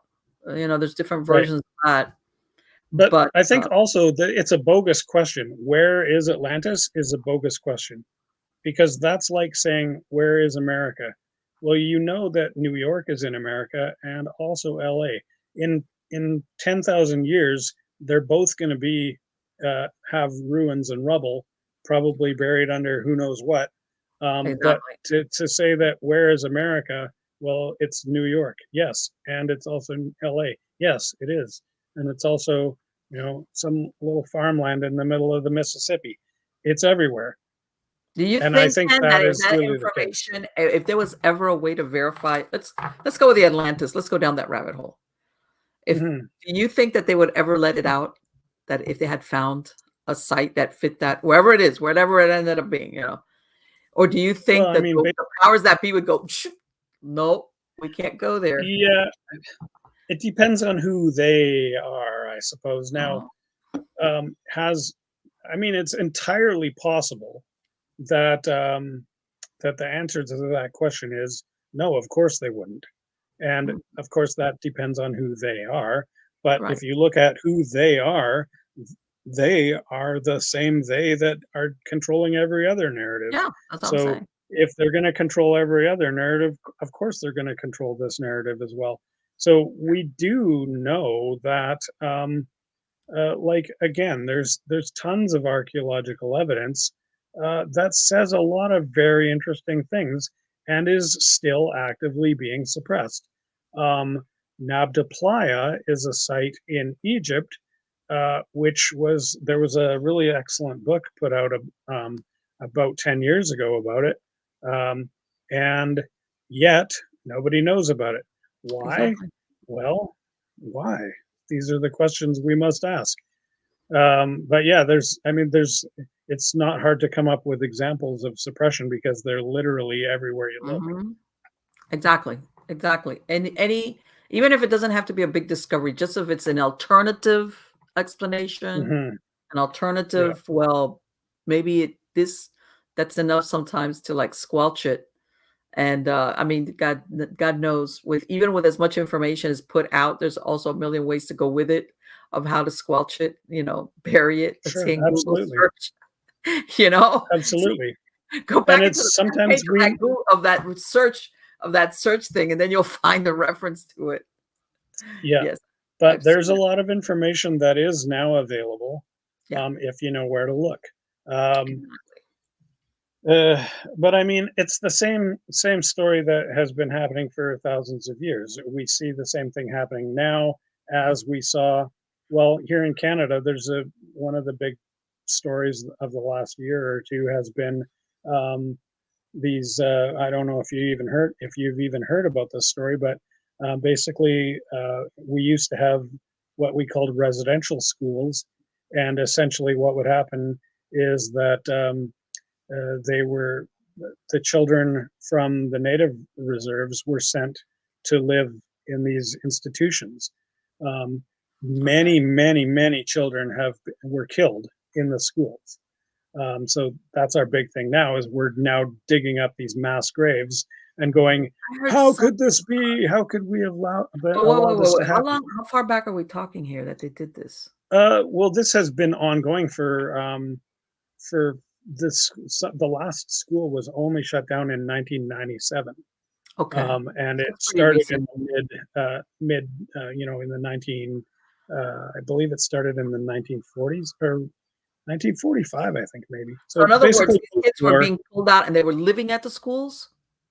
Yes. So, because here's the thing, and this is nothing new because this is exactly what happened when this is exactly what happened in America to the First Yes. Nations there.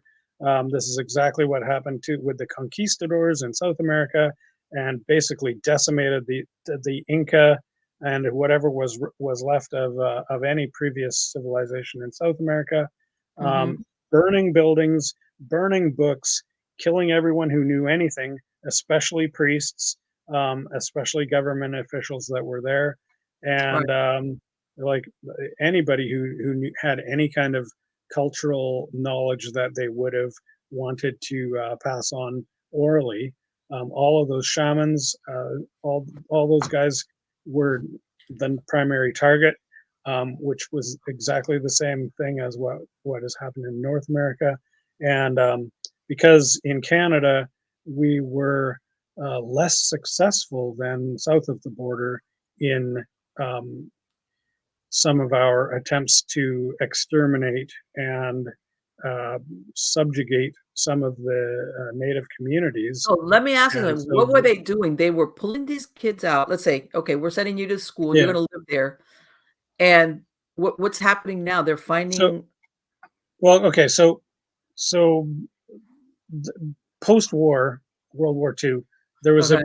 there was a very um, I don't know if it had anything to do with the effects or like, well, you gotta wonder. You got Nazis doing this stuff to the Jews, and then as soon as the war is over, Canada turns around and starts doing the exact same thing Mhm. to not exactly, but a lot of the similar type of tactics Right. to the First Nations, because what we're trying to do is assimilate.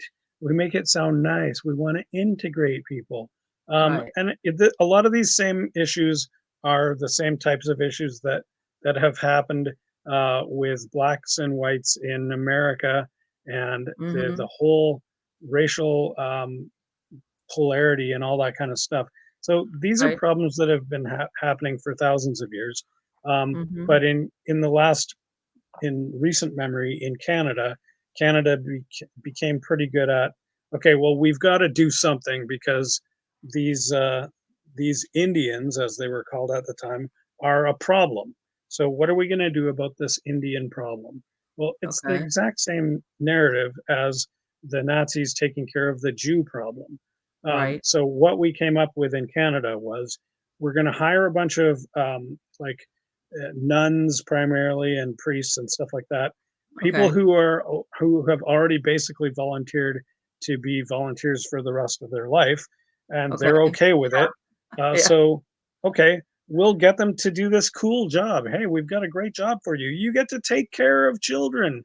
So, Right. well, who wouldn't want to do that?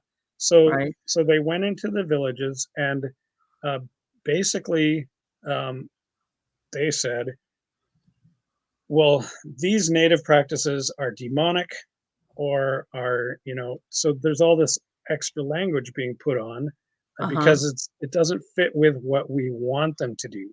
We want Okay. them to just be normal people and well, possibly, maybe the intent was we don't want to have to pay for them because Canada, I can't remember what it's like in America, but in Canada, if you have a qualification as being some type of First Nation, like Mhm. there's a certain process where you can prove that you're a native, and Right. then you get subsidized.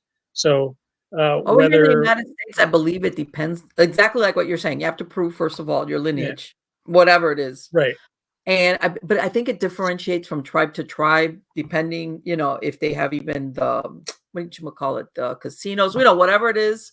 But each yeah, tribe yeah, is yeah, different. But yes, you have to right. prove, and then So yeah. so there's all these agreements in place, and some of them might actually have been coming from a sort of a good intent, like in terms of, well, there's different groups of people and different needs and wants. So how do we remedy these and try to make them mesh together? And in some ways, I don't know if some of these sort of agreements have been almost beneficial. I wouldn't say that the entirety of like every way that First Nations people have always been treated was always badly. I'm not saying that, Mhm. but um, the end result generally tends to be pretty shitty. So Okay. whether the intent was good or not, but in anyways, um, back in 45 or somewhere around there, the idea was, well, if we can get these children and get them into a good Christian school, and we Mhm. can teach them, and they can learn English, and they can become productive members of society and good Christians, and everything will be very good.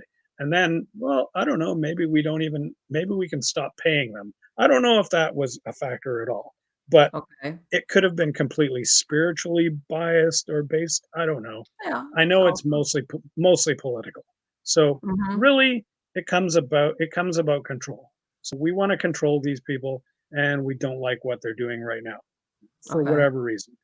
Partly because they actually had a good ethic sense of environmentalism. Maybe that was the Mhm. thing that pissed off the government.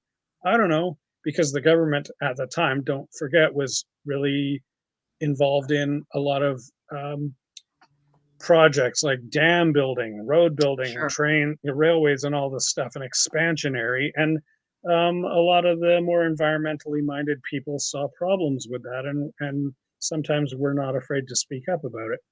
Right. Um, so, at any rate, whatever the motivations were, these basically the villages were uh, sort of cut off in a way, because what happened was, um, if you're dependent on a public school system for Right. your education, as we are almost entirely in Canada, um, then you have to have access to that public school. So Sure. what what happened during that period was, in a lot of the villages where there had been public schools, they they shut them down. So the Uh, government is has the government has all the power, and they can do whatever the hell they want. So yeah. if they decide that we're going to do this, all they have to do is, oh well, we have to close the school, and they make it sound very uh, logical, because, well, it costs a lot of money to run a school for 10 kids. Right. Yeah, it does. I mean, that's probably not a really efficient way to do it. Um, so they used these kinds of excuses about efficiency and things like that. But essentially, what happened was that these children were all taken away from their families, and taken to these residential schools that were quite far away, far enough Mhm. away that they couldn't really make the trip back to see their family, and Okay. they probably weren't given any kind of allowance or anything.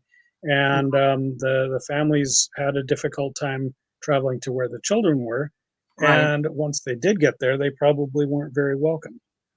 I bet. Um, so, at any rate, the children were essentially forced into a pretty close to a prison-like environment, um, where you're being told what to do all day by a nun. Well, nuns aren't the most fun people to have around, and to be having to tell you what to do. And so this was probably a very strict lifestyle. Sure. Um, and on top of that, one of the primary goals of this whole experiment was, we have to beat the native out of these children. It's a horrible And thing. so they were being it's terrible. So they It's a were being forced to comply with the way that we want them to be. And if a child were to speak in their native tongue, right. they would be severely beaten or punished otherwise. Um, anyway, the long story short is, uh, thousands of these children died in the schools, Wow. and they weren't. Um, so whether it was, I know for sure that part of that was due to mistreatment directly, to abuse, mistreatment, that kind of thing, beatings. For sure, that was part of it. But I think that part of it was also due to more natural causes, you could say, such as disease, or things like that, Yeah. or even fighting between the children. But even when it wasn't directly the fault of the administrators, the way they handled it was extremely evil. They would never tell the parents that their child had died. It's Wow. just that your child got taken off to school and you never saw them again. That's horrible. And this You know, was there can be nothing as such a huge traumatic thing. for a child to be removed from their family. That's one of the most Hmm. traumatic things you could do to a child. Let's Yeah, start with that. yeah. As far as So mental well-being and everything, that's like absolutely. And so there are a lot of in the town where I live, the population is approximately between 11 and 14. I haven't checked recently, but percent of native population. So there's a lot of native people around. mhm, And a lot of them come to my city because it's sort of a hub, and Right. they've maybe grown up in a small village somewhere, where thankfully that kind of direct oppression is not happening very much, but there's still a Right. lot of racism. Um, and the opportunities out in these little villages is very slim. So a lot of people end up coming here to the big city, and Mm-hmm. what they find is that it's not necessarily all that it's cracked up to be in terms of opportunity. Sure. And so many of the First Nations people that I know have either, I know a few people who lived through the schools and survived to tell the tale, but are severely traumatized. And but most of the people I know who are attached to it did not survive, and their connection is that their cousin or a brother or somebody went there, and thankfully they didn't have to go for whatever reason. Right. But it's all too common a tale, and this is exactly the same kind of mistreatment that and So let me and ask you again something. suppression. What's Yeah, happening? They're excavating in these areas and they're finding these mass graves, or how does it come to light? Is that now like, yeah. I don't know exactly how it started, but a few years ago, uh-huh, there was somebody dug up some bones, and okay, I'm I'm guessing that they didn't know that that grave was there.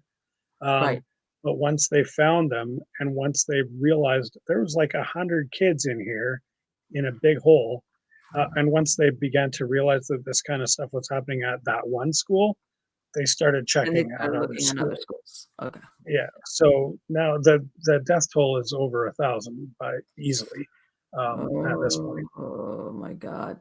Yeah, and this is the thing, for Yeah, example, here, like, in the state of Florida, which is where I'm at, and it's they required a certificate, a death certificate, like from 1917 on. All right. mhm, Supposedly, you had to certify like the death somehow under whatever the circumstances were. right, But that's when you're talking like, I mean, I've looked at what they reform schools, which of course they would put in their kids that needed reforming, and just about any poor child that even as young as 5. Let's face yeah, it, if they were away from their family, sometimes they could say, hey, the kid ran away, especially if it was like a in reality the child was dead, but there would be no how can I say, no pressure to produce a death certificate. You see what right. I'm saying?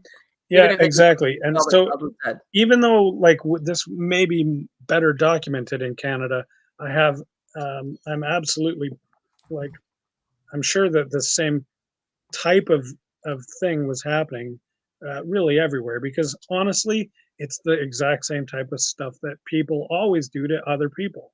They never stop doing it.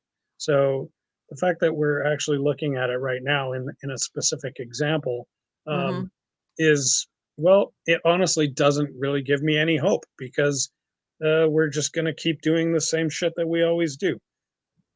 But it No, is interesting. no, you know what I'm gonna say? I mean, if you look, especially you that you're a historian, Hmm. the value of human life, I think, despite what we see, th there's more recognition of the value of one human life. I think historically, when you look at it, the value of human life was a lot less, a lot less. It wasn't, and, Yeah, and it was like, it wasn't thought of. It was more of a dog eat dog world. You did whatever you need to survive. Whether now because we're more modern times, I'm not going to say horrible things happen, but I think the value of yeah, human life is more elevated now. By the way, I'm not saying horrible things like that happen, and I'm sure there's a lot of stuff that has never even come to light, and God knows if it ever will. But now yeah. there's more recognition of, okay, um, no, that can't happen. That can't happen. I don't know. I guess Yeah, I'm a no, humanist. yeah, I'm you might more be right. optimistic about people, about Yeah, mankind. I sure. am. That's I good. You know what? If there's anything, I would really hope that I'm wrong. I am not Yes. one of the academics who doesn't ever want to be wrong, and I really hope I am wrong on this. But you know, getting back to the whole topic of, like, this suppression stuff, because Mhm. really, aside from the human life aspect of it, there's also this there's the death of culture, and Yes. what we're like, that was really the stated intent of this Canadian experiment, if Of you course. will, or whatever it Hmm. was really the government said in their documentation at the start off of this project, that was their stated intent, was to beat the Indian out of the Indians, and it worked so well that South Africa sent government representations to Canada to learn how we did it, so that they could take that back and implement their apartheid situation Wow. in the 80s. So the apartheid in South Africa was directly engineered based I did on not the know that. Canadian data and I have no idea. status. Yeah, Let me tell you, it's crazy. I can imagine that probably some well, after they caught on, I imagine some of these in these villages, they would, like, hide their kids. "Hey, we're gonna send your kids." "No, I don't have any." You know, "Take them out to the Absolutely, woods, yes. hide them. You know, I Yep, wouldn't let my for kid, like, sure. forget it. I'd rather he'd be illiterate, thanks, but he's alive. But Yep, I can that's imagine absolutely desperate true. people will get desperate to just to keep their children safe. You know, people will do anything. Yeah, for As a sure. matter of fact, I think that a lot of what you see nowadays with a lot of people, like, is because in some instances people are seeing their children being affected, or that there's a manipulation as far as taking children away from parental, and it's like, no, no, no. I think a lot of people that don't care about other things, this is the point where they jump on board and go, no, no, leave my kid out of it, man. Right. You Yep, know, absolutely. And this that kind of stuff really messes up not only the people involved, but generations afterwards. sure, of And so course. right now, well, we have right now, I'm assuming that this is a thing in America as well as Canada. There Mhm. is a what they're calling the opioid crisis, Sure, where just absolutely. so many overdoses, and well, Mhm. it's directly because of this mistreatment and bullying and harassment and everything else that's been happening for hundreds of years. Right, Even, yeah, obviously before the residential schools, they're just the last thing. right. But when people are traumatized, Yes. they have no choice but to try desperate measures, and this traumatization is directly due to this attempt to annihilate the culture. And so this is where it ties back directly with the archaeological side of things, Mhm. because these attempts at annihilating the culture have been in play for thousands of years. In China, there was at the beginning of the sometime around 300 AD, there was a regime change where a new Mhm. king came in, and he had radically different ideas from the previous guy. His first act was to burn the universities down, burn the books, and kill every single professor in the country. This is internally his own country. We see the same kind of thing happening with the well, of course, we mentioned the conquistadors already. Egypt was also a target back in the first century AD, when the Library of Alexandria was burned, Burned. Yes. and I can guarantee you that the Library of Alexandria had a lot of information about the Atlantean civilization, and Sure. this is not wild speculation. This is exactly what Plato and Solon were telling us, because Solon had been to that library before it Right, burnt down, right. and he read those books, and this is why he was able to pass this along. So the information that we're getting from Plato came through Solon, but also came through Dendera, like I already talked about, but also through the Library of Alexandria. So just because the library Right. burnt down and they tried to make us forget about this information, well, it didn't work, because one man managed to keep the story alive. It's the Sure. same kind of thing that's happening in on the biblical end of things, because when various committees that were set up by the Pope decided this is the book we're allowed to read and this one we're not. Right. And they basically did that whole thing. Well, there's always somebody who goes, hell no, you're not banning this book. I'm going to go hide it. Like you say, you hide Yes. your children. Yes. And because children are important. Also, Yes. what's important is knowledge, and especially that cultural knowledge. And so thank God that there have been people all throughout history who Right. have seen fit and wise enough to hide and squirrel away Well, various this pieces is of the thing information. that, and that's what I'm hopeful for. That before, the only repository of all this information would say, let's say, this one spot. In that case, it was the Library of Alexandria. Hopefully now, Mhm. the way things are with technology, which is like the upside of it, which is information, is it's a lot of people have that information. Now it's very difficult to stamp it out because there's somebody that's somewhere downloaded a hard copy and a thumb drive somewhere of that, whatever it is.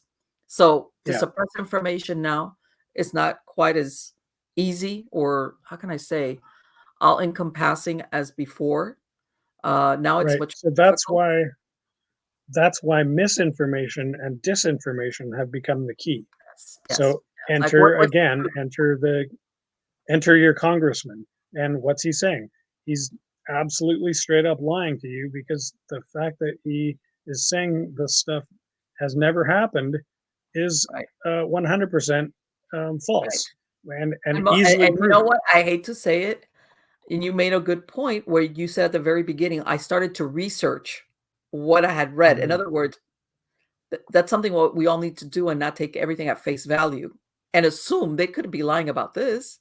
Yeah, Right. unfortunately, that's not the way Well, you. yeah, and that's the problem, is everybody's lying about everything until they decide, holy shit, I've been lying about stuff. Do I want to Yeah, continue doing that or not? yeah. Because I can guarantee that everybody is lying about something because they don't know that it's a lie. Now, Well, of yeah, course, there's also the intentional lies as well. That's yeah, another thing. But every single person I have ever met has told me something that wasn't true, but they believed it was true. right. Okay, and Well, there's there's a difference. good There's a reason difference. for that, right? And there's a major difference. But when I don't know if you remember that TV show House with Yes. Dr. Gregory House, and his famous quote was, "Everybody lies." Now they weren't always lying on purpose, but Hmm. they lied, and Right. they misinformed his diagnosis so many times, and often it cost them their life. And I believe that that is truly the state that we all find ourselves in, uh, partly because primarily due to unquestioning belief in whatever somebody in power told us. And that guy is also under the same misinformed belief because of somebody who told him a thing. And so this is the fascinating thing for me in the work that I'm doing now, is that why hasn't anyone ever noticed this stuff? It's like very obvious, actually, right? So a lot of this stuff, and but it's because we are we're taught to read at a shallow level. We're taught Yes. to believe what we're told. We're Yes. not taught to ask questions. We're not taught to dig into what we have right in front of us. But Mhm. this is the answer. Oh, is it? Oh, okay. Well, no, it's not. And it doesn't make sense. The answers You that know we've why? been Because told. everybody's too busy watching TikTok videos. I'm only kidding, but I'm not. What is it? A 10 But second. I That's what mean, it is. It's a 10-second video. well, it is. But even I mean, it's impossible for everyone to dig into every No, I field. understand. I Um, understand. but I think it is very important to pick that field that really catches your heart and your soul, and get into it, and don't just believe what everybody's telling you. Because I've noticed I'm not a biologist. I've hardly studied any biology, nothing in school. I was focused on the physics and the math and the computer stuff. But even with my limited, I am a scientist, so I get how things work. I am an engineer, I get how things work. So even with very basic information about biology, because I will, I'm pretty well read. Um, I've noticed some things that just don't add up in terms of uh, the mitochondria is one really good example. What they teach you about the mitochondria is true, but not really. And the same thing goes for everything at the cellular level about how biology works is very much slanted. Um, Not even so much in terms of misinformation on that, but just in terms of suppression.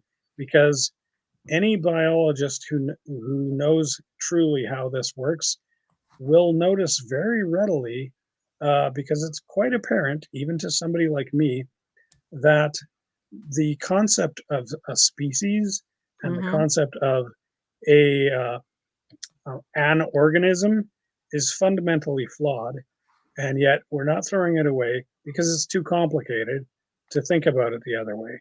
Well, I'm a human. I know that. That's I can do something with that.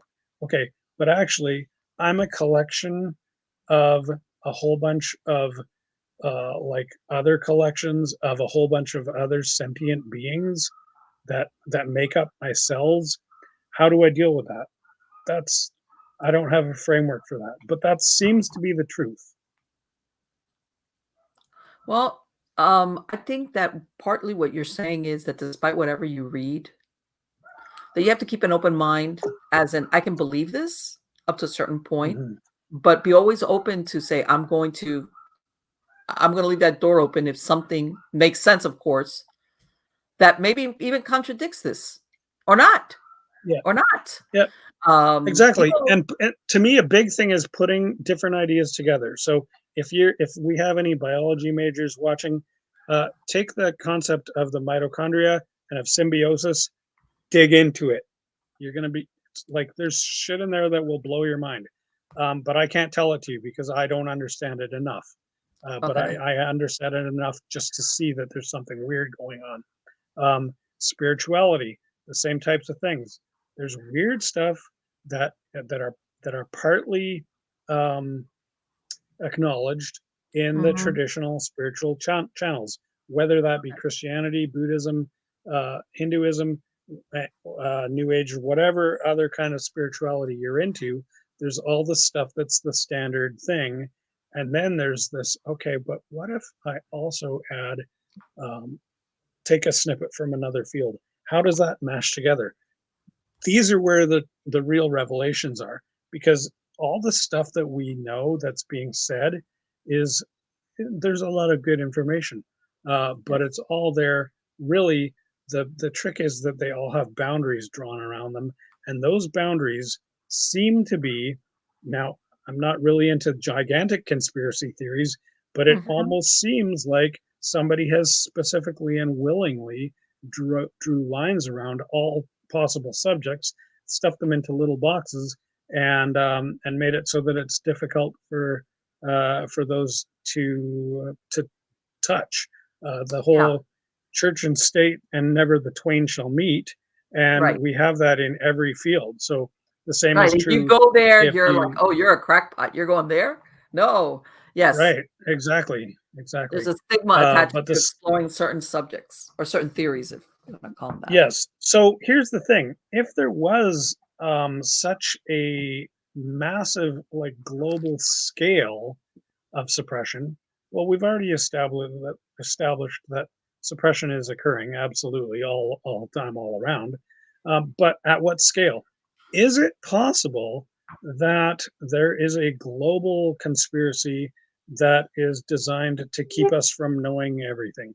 Well, I don't think so. But let me say this: if that was the case, who has the knowledge and the technology to pull that off? It's beyond human capability. So when you asked That's an earlier interesting concept. if the ETs are here, what do they want? Well, we know they're here. We see them all the time. You just got to ask the right people, and those people are scared, and they aren't necessarily going to tell you. I've interviewed a few people who I'm the only person they've ever told their story to, because there still is a stigma. There still is that, even though it's a lot more open, it's not open enough. And Mhm. yet, and things are weird too. And there's weird shit going on. And well, people will think I'm weird. Yeah, they will, because life is weird. But that's the thing. We got to be okay with that. And so maybe that is the point of what the ETs want. Maybe they want to see if we'll ever figure out their scheme and see behind the curtain. Uh, I don't know. That we already know that it's basically an experiment, because that's the why else would they be DNA, manipulating the DNA? Sure. It's some kind of experiment. Uh, they're not here to mine gold. Um, I mean, not saying that they didn't ever mine gold, but that's not why they're here, because they're not extracting gold right now. Um, but they are maybe possibly still extracting data from their long-lasting experiment. But they're not here to wipe us out, despite what your congressman is telling you. They are not a threat. We are, in fact, their children. So, if anything, they are inclined to protect us rather than to hurt us. Um, and other than that, we can only speculate. Sure, of course, and that is the thing right there that I think ultimately we come to a crossroads at, which is if they're here, which most people at some point believe that, is what do they want? Okay, Yeah, is it is it good for us, or are we going to find ourselves on the short end of the stick? And I think that's the one. right. I think most people, it's not just the question. Well, I could take it if I knew they were here to for us or to help us or liked us. It's the Yeah. alternative that Well, worries a lot. so and I think that's a really excellent point. Is that some in the Christian world, some of my friends like to point out you got to look at the fruit, which essentially means um, I won't go into the whole explanation behind it, but basically, a good tree bears good fruit. If you think that you've got an apple tree in your yard, wait till fall. Is there an Mhm, apple on it? Okay, then you know it's an apple tree. Um, and so, really, I think that's what it comes down to, is that if you look at the fruit of the various entities that are around and that are already observing us, so the extraterrestrials, if they exist, and if they are in fact here observing us, um, what is the fruit of that? Well, they haven't killed us. They aren't attacking us. They aren't terrorizing us. They aren't causing us to live in fear. Now look at some of the other entities around, that are definitely around, that we know of. For example, Washington D.C. and all that that entails and contains. We know that they're here. We know that they're watching us. They're even watching me, even though I'm outside of your borders. We know that, and they are trying to terrorize us. They are actively pursuing um, projects that are extremely detrimental to our health and safety, and possibly to our extended life on this planet. mhm, They are actively harming the planet. They're actively harming their own citizens, as well as citizens abroad and other enemies within. right. Um, I mean, that's not controversial. Uh, they are the Food and Drug Administration is the biggest poisoner of any life ever that ever inhabited any planet. I would estimate. But Um, you know what kind the of a lot fact of that people Coca till very Cola is recently is at the FDA, and they would think, "Oh, no, the FDA said it's okay." Until very yeah, recently, exactly, most people assumed, and I'm not gonna say because I'm one of those. Yeah, no, it's FDA. The FDA tested it. The FDA said it was okay, so it's got to be okay. And I think a lot of people are having like this, huh? What? Which is a yeah, tough thing because it complicates your world, whatever your world is. When I mean that first person, this is, what your perception yeah, is. That's reality kind of deal. where it Yeah. complicates things to the nth degree, because if this is, then what else is untrustworthy? I mean, it's like, believe it or not, human beings are Absolutely. creatures of habit, and we like, you know, the Right. horizon becomes very fuzzy when we start doing stuff like that, and humans start going, Right. "Oh my god." Yeah, absolutely. So you got to ask yourself, what is the fruit?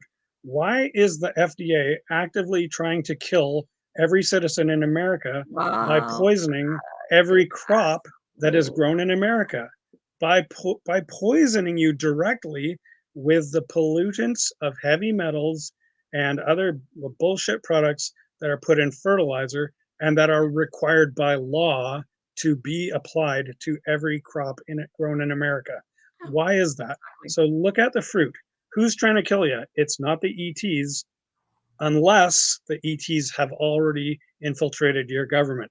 That's I Oh my mean, that's god, the only Ken. way to blame the. Okay, okay. I mean, this that rabbit hole's too deep. Hold on, wait. Let me tell you something. And I That's the know I only hate way to to say it, infiltrate but it's the. one of those that you look down and you're like, I don't want to go there. I don't want to go there because this is ugly, ugly, ugly. But I'm sure there's a lot of people going, I knew it. I knew it. It's ETs. That's who's really running the show. And they're like, but I hate to say it because a I lot of have people, no evidence for that. I I have know that. no I know evidence that. for I that. know that. But I know. what I And do see is I see evil people doing very evil yes. things to you every day and to me, even though I live in a By different extension, country. All of my food comes from California. yeah. So I am being slowly poisoned by Yeah, Washington, D.C., as everybody. surely as you are. I think a lot of people, like I said, it was a safer idea to believe that your government and all these agencies, by extension, would be there to help and protect you. And everybody's had a very rude awakening, realizing in the last few years things have been coming out. Um, toxicity, things of things like that. That people are like, okay, I can't ignore this. But then it Hmm. becomes like, okay, how do I exist in this modern world while, unless I move off, what they say, off the grid is like, but I don't want to live like that, Yeah. So it becomes very difficult sometimes to make these choices, and it complicates life a lot because, like I said, technology is great, but at the same time, it's complicated our lives in a million other ways as well. All right. Yeah, for sure. And it Absolutely. depends. Well, anyway, Ken, I want to thank you so. It's been so fascinating talking to you because it's like, man, this show could go on for hours and hours. But it's been great Yeah, for sure. for my podcast listeners. What's your website and where they can find your books? Yeah, so my books are all on Amazon, as well as my website is dimensionfold.com. Mm-hmm. If you want to check that out, there's actually it's basically my publishing company. So there's myself and some other authors are on there. Okay. But it's easy to find my stuff. I've got a link right on the main page.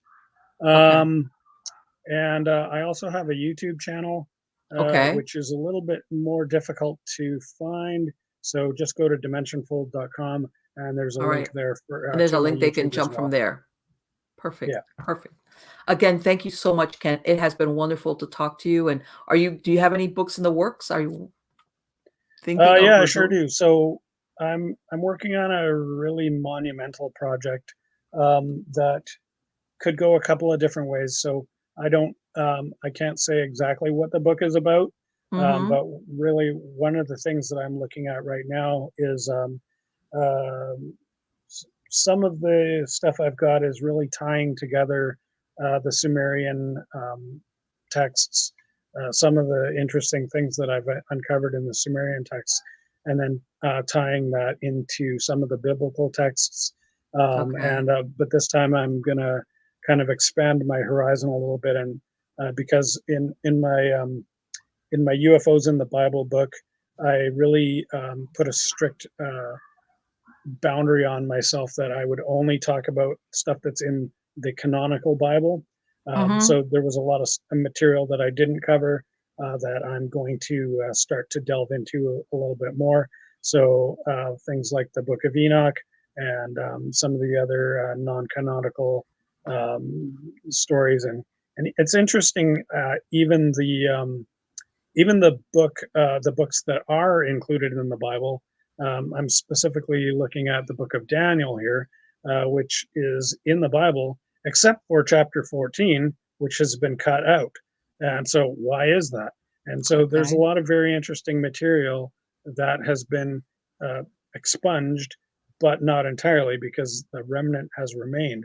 And there's some very interesting stuff in there. But even more interesting, I find, and what I'm kind of focusing on because no one else is. A lot of people talk about the Book of Enoch. Nobody has ever noticed the things that I'm getting out of the Book of Job right now. Some very fascinating information Okay. that ties directly to the Enuma Elish, as well as some of the stories from Enoch and the Nephilim and these types of topics. So, whatever the next book that I come out with, it's going to be very fascinating, but I can't tell you Okay. exactly what it's about or what the I title will be. understand. I understand.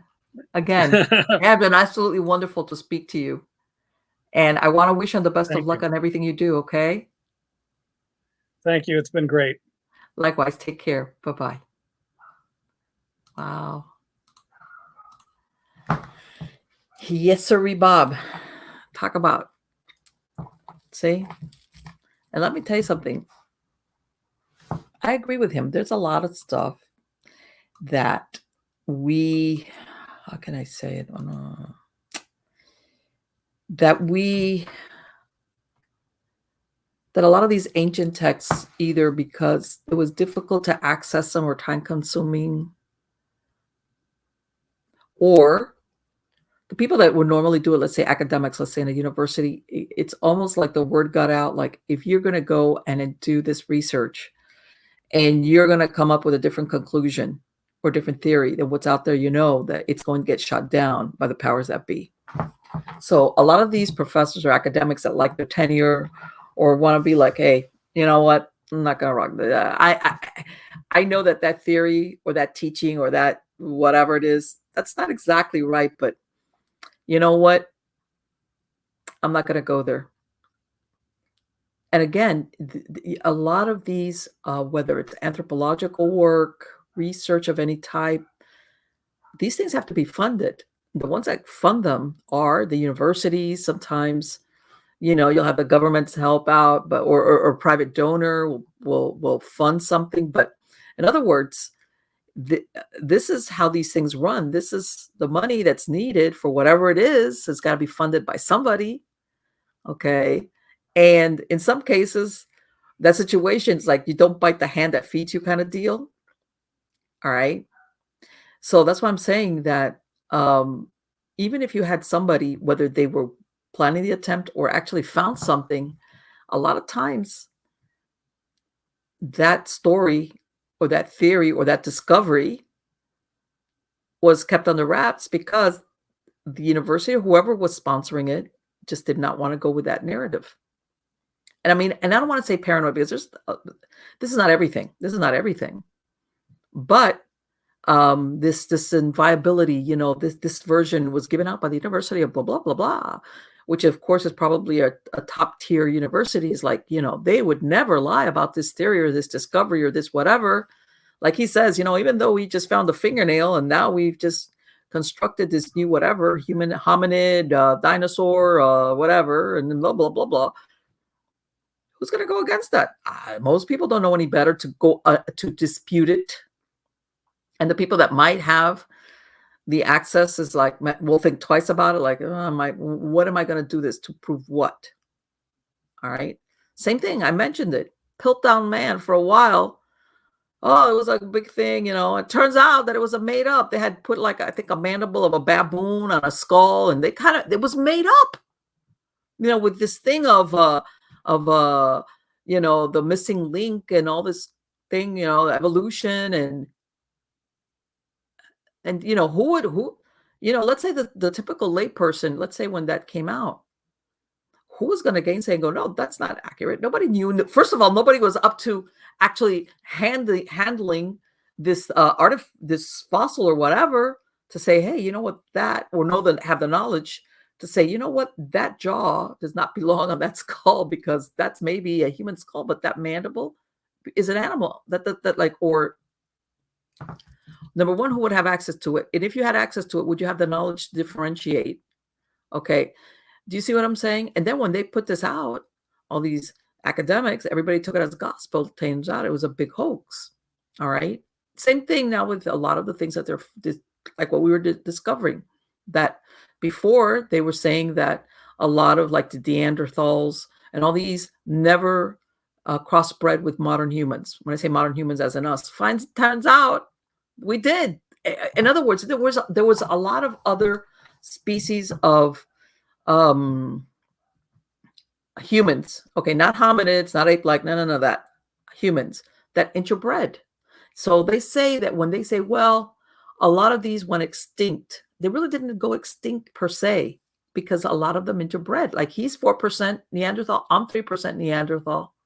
Okay. And I'm thinking maybe there's even other ones that they don't know how to test for, but now they're realizing that there was like a diaspora of different types of humans that interbred with one another. Okay. Basically to produce us, modern humans, what you see now. All right. It wasn't like this side by side, these parallel existence. Okay. What happened was these different humans interbred, and eventually, like everything else, how can I say? You get the hardiest, that's, the whatever, the ones that can adapt the best to the climate, to whatever it is that they're at, the ones that maybe can overcome maybe certain diseases because they build up immunities, and then little by little you get what we have now. You see what I'm saying? So again, I'm glad in a way that things are being questioned. Not everything should be questioned in the sense that not everything is false. But I do agree with Ken that there's a lot of that's put out there as the history of us, the world, of everything that is not exactly accurate. Okay. Including religious texts, the Bible. Even, whether it's the Old Testament, the New Testaments, other things, there's a lot of things that, and I agree with him, it always boils down to power over control the masses, or what they believe. Okay. Which is a horrible thing to think of, because usually stuff like that usually ends up bad for the individual, not the group, but the individuals. But I think it's very interesting. And also what he was talking about when he says this thing about the ETs, have they been around? And if they've been around, are they the same ones? Maybe we had ones that were around for ancient civilizations, hung out and split. They're gone. Now the new ones have come up. Hey, did you hear about this place called Earth? We're going to stop by there. Yeah, we don't know. Maybe they are. Maybe they didn't. Again, what are their intentions? Are they just observing us? Are they crossbreeding with us? Are they taking our genetic material? Or are they just cutting up cows? Like, how many cows do you need to cut up for what? You see what I'm saying? Is there more than one? And I know a lot of people makes them feel very uncomfortable, because it's like, are we lab rats? Because we like to remember, we always think of ourselves as king of the hill. If anybody's going to be a lab rat, it's the rat, not us. All right. But I do agree with him on one thing, which is that it worries me why all of a sudden there's just this fixation from the higher up the food chains of making a big deal out of UFOs and extraterrestrials. And when everybody's been talking about it, it's like us, as in the regular people, have been shooting videos, snapping photos, telling stories to who would listen. In some cases, some people never ever said anything. Now all of a sudden, and it's like a big deal. And I've even heard of now people coming forward from the government that I was an abductee. Come on. Who are you kidding? Who are you kidding? You guys are trying to convince us all that all these sightings of lights were like weather balloons or whatever, or you were all mistaken. How'd that happen? In other words, I don't know. I'm very suspicious when it comes to that. Why now? And I hate to think that they're going to go down the road of making them hostile towards us. Because I do agree with Ken. If they've been around, maybe the worst of their hostility is cutting up cows. I don't know. Versus, them making it just really wigging us out totally beyond the most that we've been wigged out anyway to begin with. by telling us that now we have to worry about ETs that are going to do what? Who knows? I don't know. I'm still out on that one.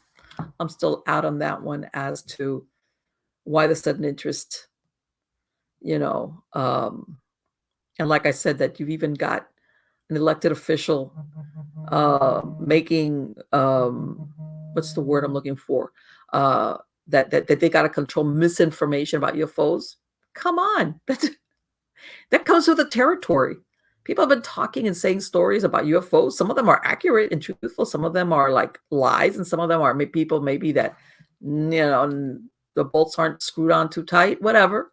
That comes with the mix, like in all things. But usually the government has left that alone, you think?